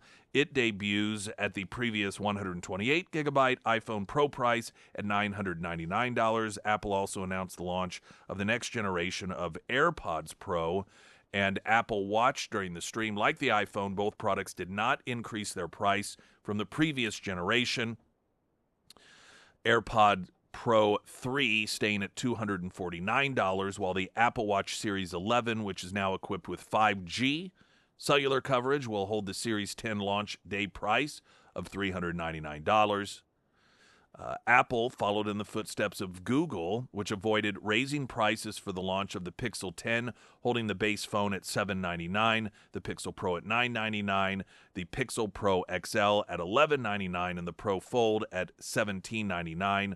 All models of those Google products still have the same price as their Pixel 9 counterparts did at the time of their launch.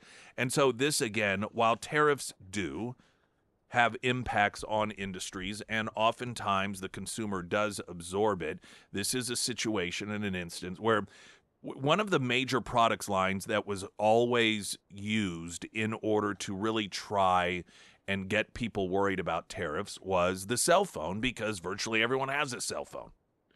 You know, a lot of products, you talk about cars, you talk about computers, you talk about things that many people don't have any immediate plans to buy. They don't really ever upgrade until they feel that they have to. It's just not top of mind stuff, but phones people use every day. And so whenever there is that talk about an increased cost, cell phones are a thing that could really certainly worry people and scare them into thinking, uh-oh, these tariffs are a bad deal. But again, Trump pushed back and said these companies, many of them are not going to do this. And this is, I know, it gets kind of repetitive. Another instance in which they were wrong and Trump was right. It should also be noted that when it comes to tariffs, and you hear these amounts, 25% of tariffs, and you're like, how does that not, that's a huge chunk. And you try to do the math in your head. The tariff isn't the price of their retail. That's not what it's based off of. It's the cost of producing it. So the average iPhone at one point, though I don't know about these, were a little over $500 to produce. So if you're talking about a 25% increase, it's of that roughly $500 in that particular scenario. And that means the impact is much less than a lot of people actually believe. They would talk about 100% tariff on shoes out of China and so forth. Well, they make shoes because they have slaves for $9, sell them for $100 over here.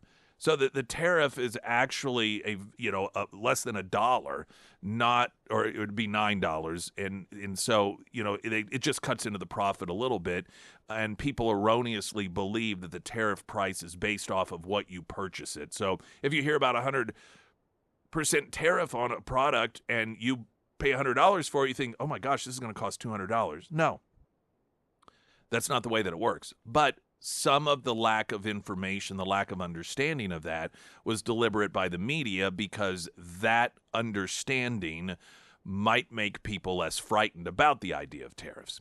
Springfield's Talk 104.1, traffic in a moment. Now the latest news.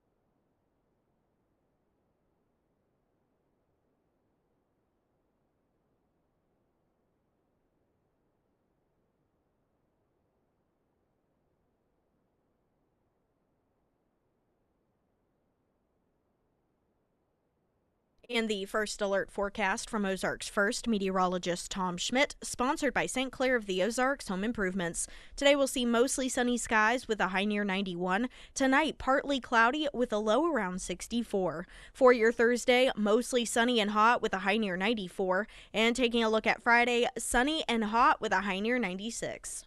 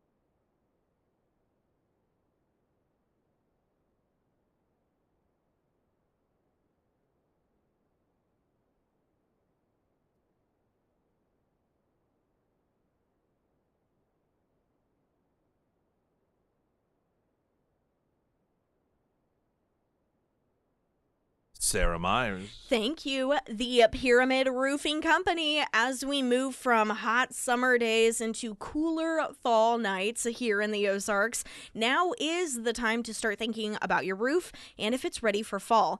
Fluctuating temperatures like we're seeing right now, it can cause your roof materials to shift, which can open you up for leaks down the road. If it's been a while since you've had a roof inspection, reach out to Josh and his team over at the Pyramid Roofing Company. The Pyramid team, they check everything from nail pops to shingle blistering and hail damage. And if it is time for a repair or replacement, they work with you through the insurance process to make sure everything gets covered. So if it is time to have the Pyramid Roofing Company team out to your home, reach out to Josh and schedule that free roof inspection today. You can find all of the contact information for the Pyramid Roofing Company under the Sarah's Endorsements tab at ksgf.com. I guess it's been in the last 24 hours, the more full release of the horrific murder of the Ukrainian refugee on that train line from South Carolina. Of course, there's been a great deal of reaction, and there's a debate over whether a video like that should be released. And then you have the political implications of it. People, politically speaking, who have been arguing that we have a crime problem in this country. This is what's called evidence. Now, people who have wanted to downplay the crime problem, particularly in these Democrat-run cities, and pretend as if there isn't any sort of real problem, they tend to fall along the lines of, well, we shouldn't release the video. We don't want to see this. I'm one that doesn't really need, personally, to, the argument many make about releasing video like this is, well, people need to see it to understand what's going on. I know what's going on. I don't need to see it. And I don't like to see people hurt. And so I'm one that just, in order to have a full grasp of the reality of what is occurring when it comes to a situation like this, I don't need that sort of thing personally in order to get the full picture and to understand the magnitude of what's going on. But everyone's different. I do think a lot of people do need to open their eyes and see something like that because they don't know or they are living in denial. It's the same sort of argument for releasing the video of Hamas slaughtering all of those innocent Jewish people on October 7th. There are a lot of people that need to watch that because they live in denial about what's going on. And even if they intellectually recognize that there are horrific things that occur, it's easier for them to detach themselves and pretend as if it's not happening if they don't actually see it. That being said, I just accidentally, because of auto roll videos, saw what many of you may have seen, and it's the release of right after he stabbed her. So there's a lot of the video that understand, and I get this because it has important components to it, which is what I'm going to talk about here. So you see the lead up to it when she's doing nothing whatsoever. Then you don't see the actual stabbing, but you see when he's finished and he gets up and walks away. And we've learned a few things in watching this. One, that how much unlike the movies it sometimes is when someone gets murdered. Generally, if you think about how a murder, particularly with a knife, is portrayed, it is something that is like just really big, and there's the sounds and there's the blood everywhere. This just happened so fast that you could, I think it's fair to say,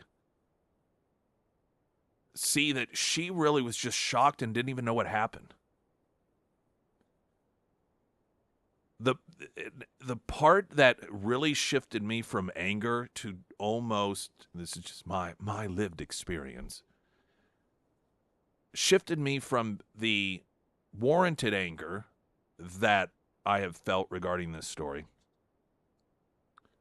to almost just a defeated, crestfallen reaction is the indifference to the people that were on that bus. Now, if you haven't seen this, I want to explain something. I think a lot of people find it sad whenever someone is attacked that other people don't step in. But at the same time, they understand. You hear about someone with a knife who is a psychopath, and they take to stabbing someone, and you think realistically, if I was there, would I step in, or would I potentially be killed as well? Would I risk my life?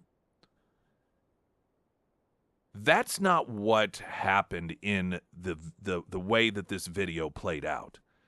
In fact, I don't know. It was done so quickly. I'm not sure that anyone really knew what was going on until it was over.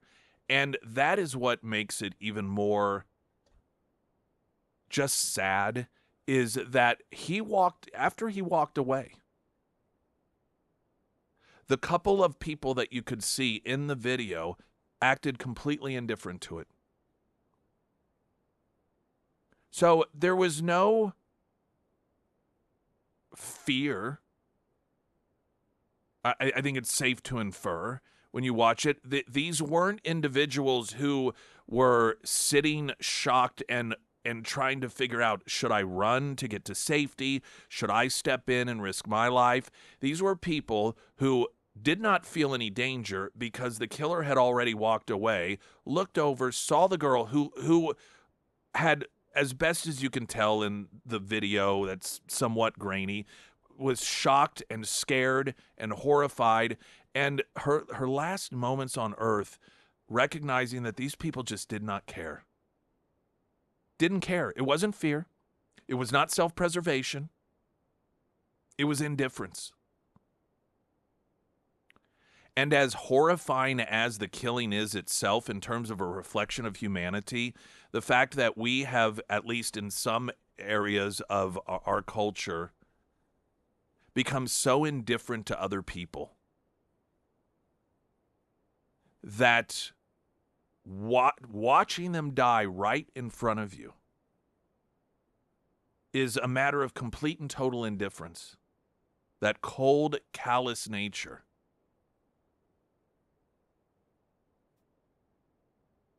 And I was a little taken aback that hit me the way that it did. And partially because, again, when you hear the description of no one did anything, in my mind, you think of Daniel Penny and you know, that there was a struggle that was going on and people were scared. And when I realized that that's not what we were talking about, it just really hit me. And it took me to that place of anger and instead shifted me to just like, are you kidding me? Is this really where we are? And, you know, I go back to, unfortunately, a culture that gets created in so many of these cities in which people have just accepted, well, this is just life.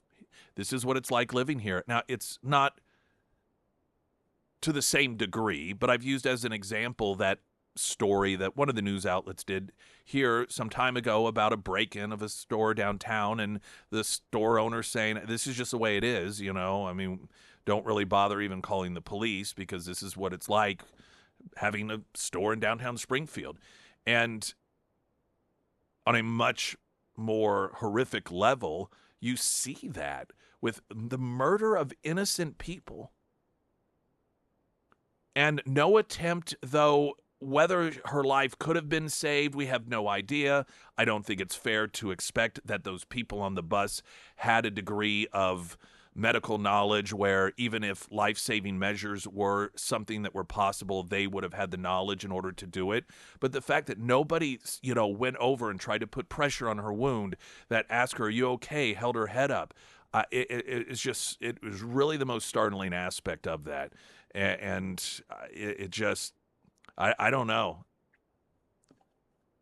I don't want to say that it's worse than I thought, but when you see the low level of expectations that has been created in some areas of this country. What a very, very sad thing. Incidentally, what many people believe to be some of the motivation for, discouraging the release of the video, the full release of the video, catches the killer saying, quote, "I got that white girl, I got that white girl." But let's not talk about race in this, right? Because if you do, guess who's the racist? Not the guy who committed the murder and then declared, "I got the white girl." No, not him. In fact, it's anyone who claims that maybe he happened to have just a tinge of racism in him. Springfield's Talk 104.1, I'm Nick Reed.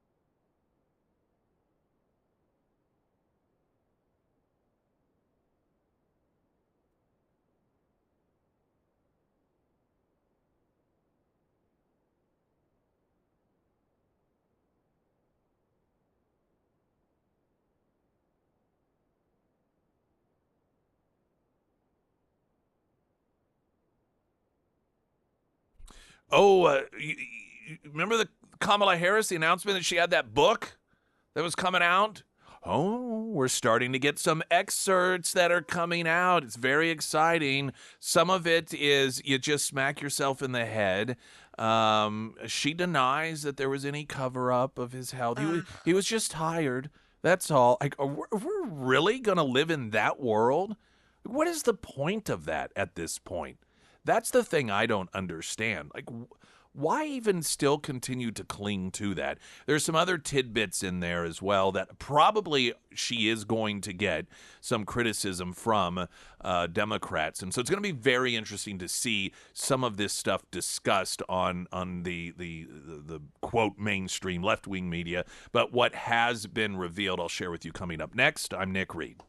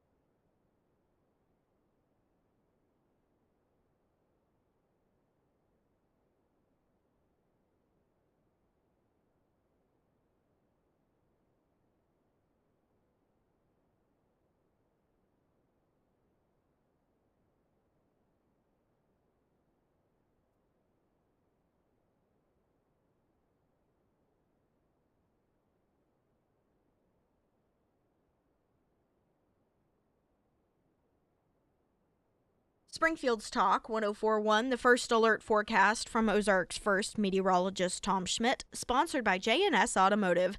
Today we'll see mostly sunny skies with a high near 91. Tonight, partly cloudy with a low around 64. For your Thursday, mostly sunny and hot with a high near 94. And taking a look at Friday, sunny and hot with a high near 96.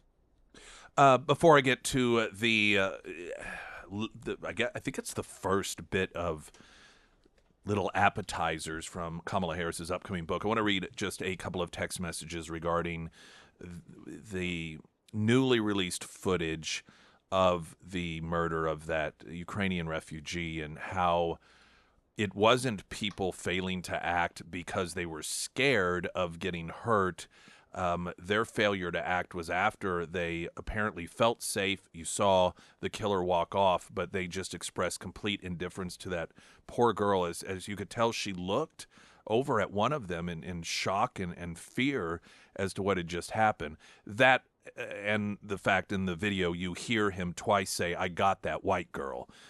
Though we're supposed to believe that race is not any sort of component here whatsoever. Two things regarding the New York City murder. One, people see what Daniel Penny did and what he went through when he did intervene. That still doesn't excuse the other passengers from helping.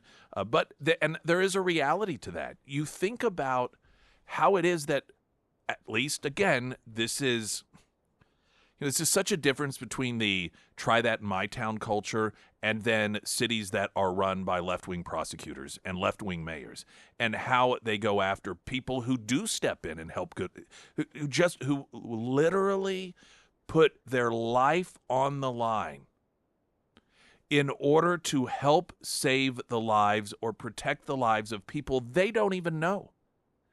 And in the Daniel Penny situation, he was a white guy, and they were black people that he stepped in to risk his life to save, and he was accused of being racist.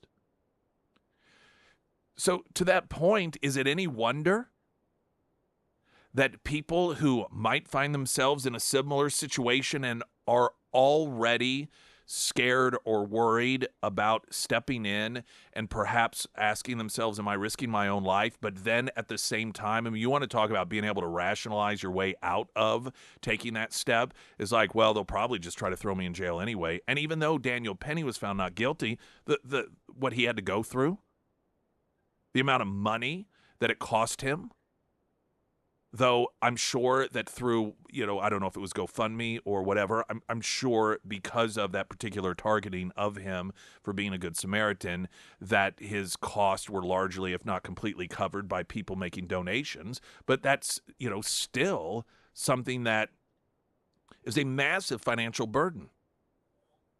Second point, when society devalues a yet-born life as simply a, quote, choice, it is a small step to where the lives of the born is diminished as well. Darren Chappell made a posting to that point. In fact, let me see if I can find it real quick. He made it on Facebook. And I'm going to pull it up so I can read it word for word. This was 18 hours ago, his posting. I had a bit of a Darren Chappell, for those of you that don't know, state rep, oftentimes fills in on this program, one of the favorites. He posted, I had a bit of a confrontation with a citizen in the rotunda today as I was trying to get some coffee. He came up to me to tell me that he disagreed with me. Fair enough. Though not a constituent of the 137th District, I'm open to hearing anyone out. However, he was angry that the voters might have the opportunity to readdress the question of abortion in our state. His concern was that there would be an increase of children born into poverty, and he would then have to help support them via his tax dollars. I asked, quote, should we just kill them then? And he said yes. What about the children already living in poverty? Should they be killed too? He shrugged his shoulders in assent. Well, you're an idiot, I responded. He got more confrontational. I encouraged him to put his name on a ballot, come debate that twisted, grotesque philosophy on the House floor. Voices were raised for all passerbyers to hear, and I'm not ashamed nor apologetic. I have tremendous respect for the voters and serve my constituents to the best of my abilities. I do not, however, have any interest in being distracted by the ghoulish notion that Missouri children ought to be killed so that the state is not burdened by what might happen if life is given the constitutional protection it deserves. And that's to the point of that text coming in. I mean, this is a person that essentially agreed that children in poverty that cost tax dollars should be killed. And I guarantee you this was a left-winger. This was not some pro-life, right-wing individual. This was a left-winger. And I suspect that the position of killing even born children who cost taxpayer dollars is less about the actual belief system, but more about doubling down on trying to be consistent, recognizing that this Darren Chappell guy is trying to get me an inconsistency. So, heck yeah, I'll support that too. Now, while I say it's more about doubling down and trying to prove consistency, if push came to shove, people like that who do devalue life to that degree will be the first ones to rationalize and justify when it does get to that point, and if it does get to that point. One other text message coming in, and this text message, I think, does a much better job of explaining what I was trying to explain in terms of how I felt watching the video of that girl, not seeing the stabbing itself, but seeing the indifference to people, or the indifference by people who were there as she looked to them with this frightening look of what happened, help me, and then they just indifferently walk away. And the text said, if you knew me, this would surprise you. But after watching that video, it almost made me cry because it reminded me of how my daughter would have acted if that happened to her. On top of that, the people who just sat around and did not help her in her last moments. And I think for a lot of people, sisters, daughters, and you think about that, alone, not alone, but alone. And the left continues to accuse Republicans of politicizing this in order to push through their agenda to try and stop things like this from happening. What a reflection of how little they care about life. That it never crosses their mind that there are human beings that find this appalling, that actually feel sadness and horror when something like this happens. That's beyond their comprehension, because people to them are simply transactional. People to them are simply talking points to be used in order to go after political opposition. So whenever something like this occurs and their political opposition, Trump and Republicans, say, this is what we are talking about, this is unacceptable to them, well, clearly they're just making politics out of this, because their minds are so depraved and so detached from any compassion and humanity. They can't even begin to comprehend that this is a horrifying thing that requires attention, regardless of political party. And if you want to argue that, well, politics are at play here and, well, it's on both sides, guess which side I'm okay with?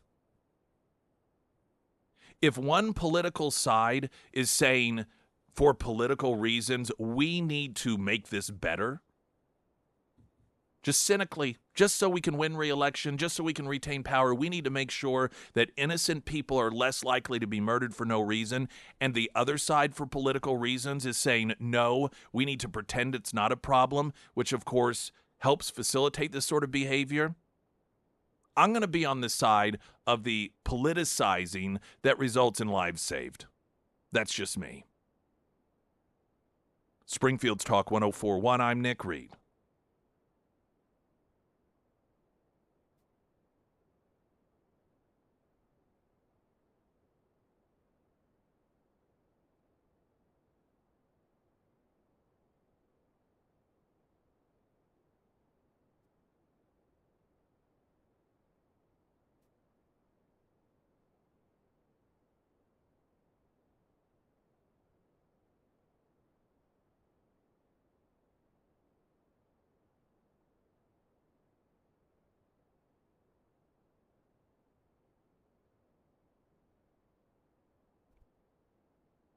Sarah was just telling me she saw that the Ukrainian refugee that was murdered on that train line. That what outlet is that has that? I think it was Fox. I saw it earlier this morning when I first woke up.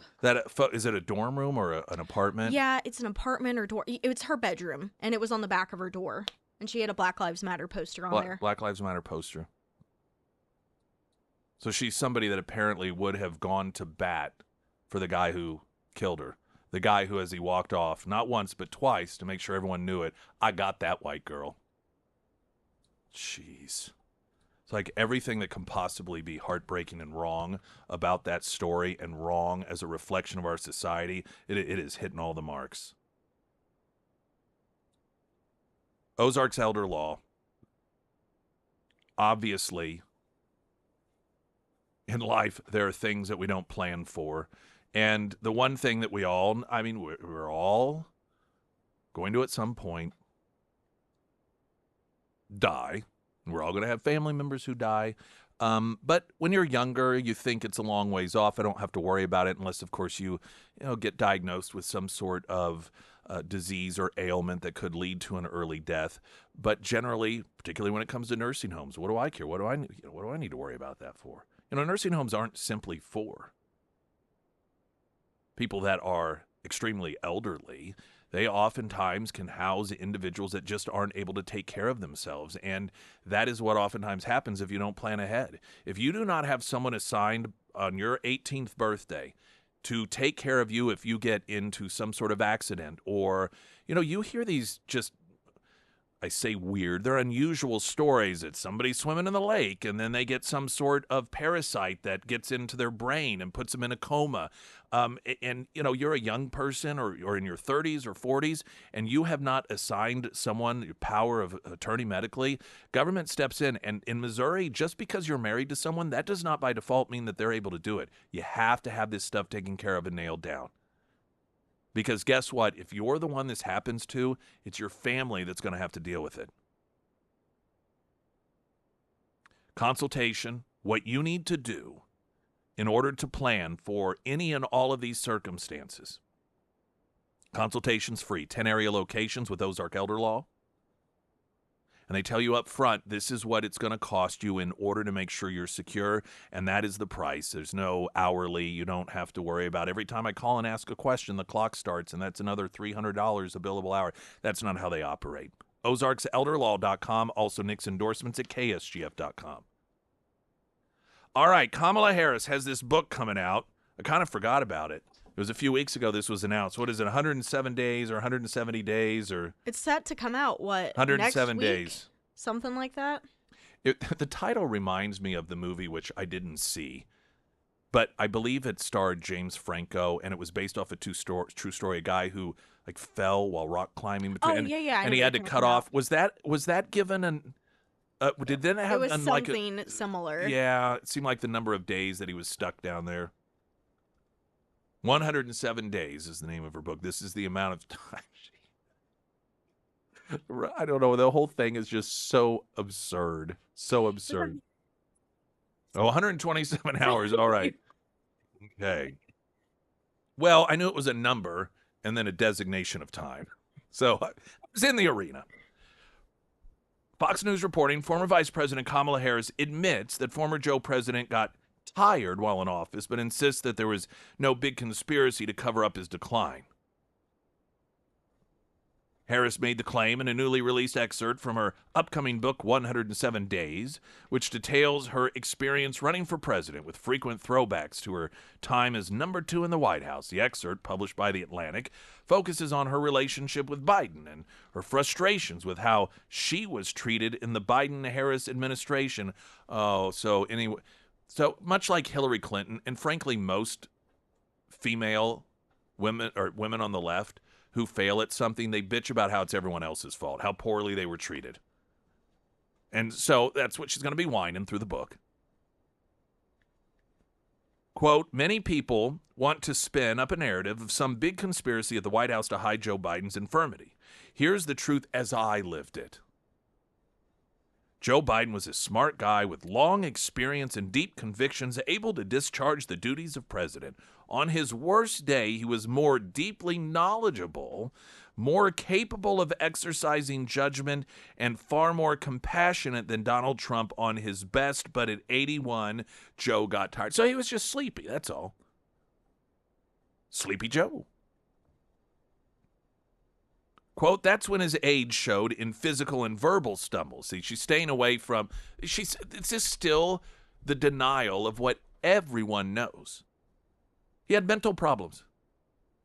This is Kamala Harris writing about Joe Biden's problems as if they were simply verbal gaffes and physical, being physically tired, is like the few holdouts that still claim Jussie Smollett was telling the truth when he was attacked by a couple of MAGA hat Trump supporters at 2:30 a.m. in the middle of winter in Chicago. And by the way, there are still people who believe that. Kamala Harris may be one of them. She was one that bought fully into that. Harris went on to complain that Biden's staff didn't give her the support she felt was necessary as vice president on issues from foreign policy to illegal immigration. So I guess the complaint is they weren't there to mansplain enough for her.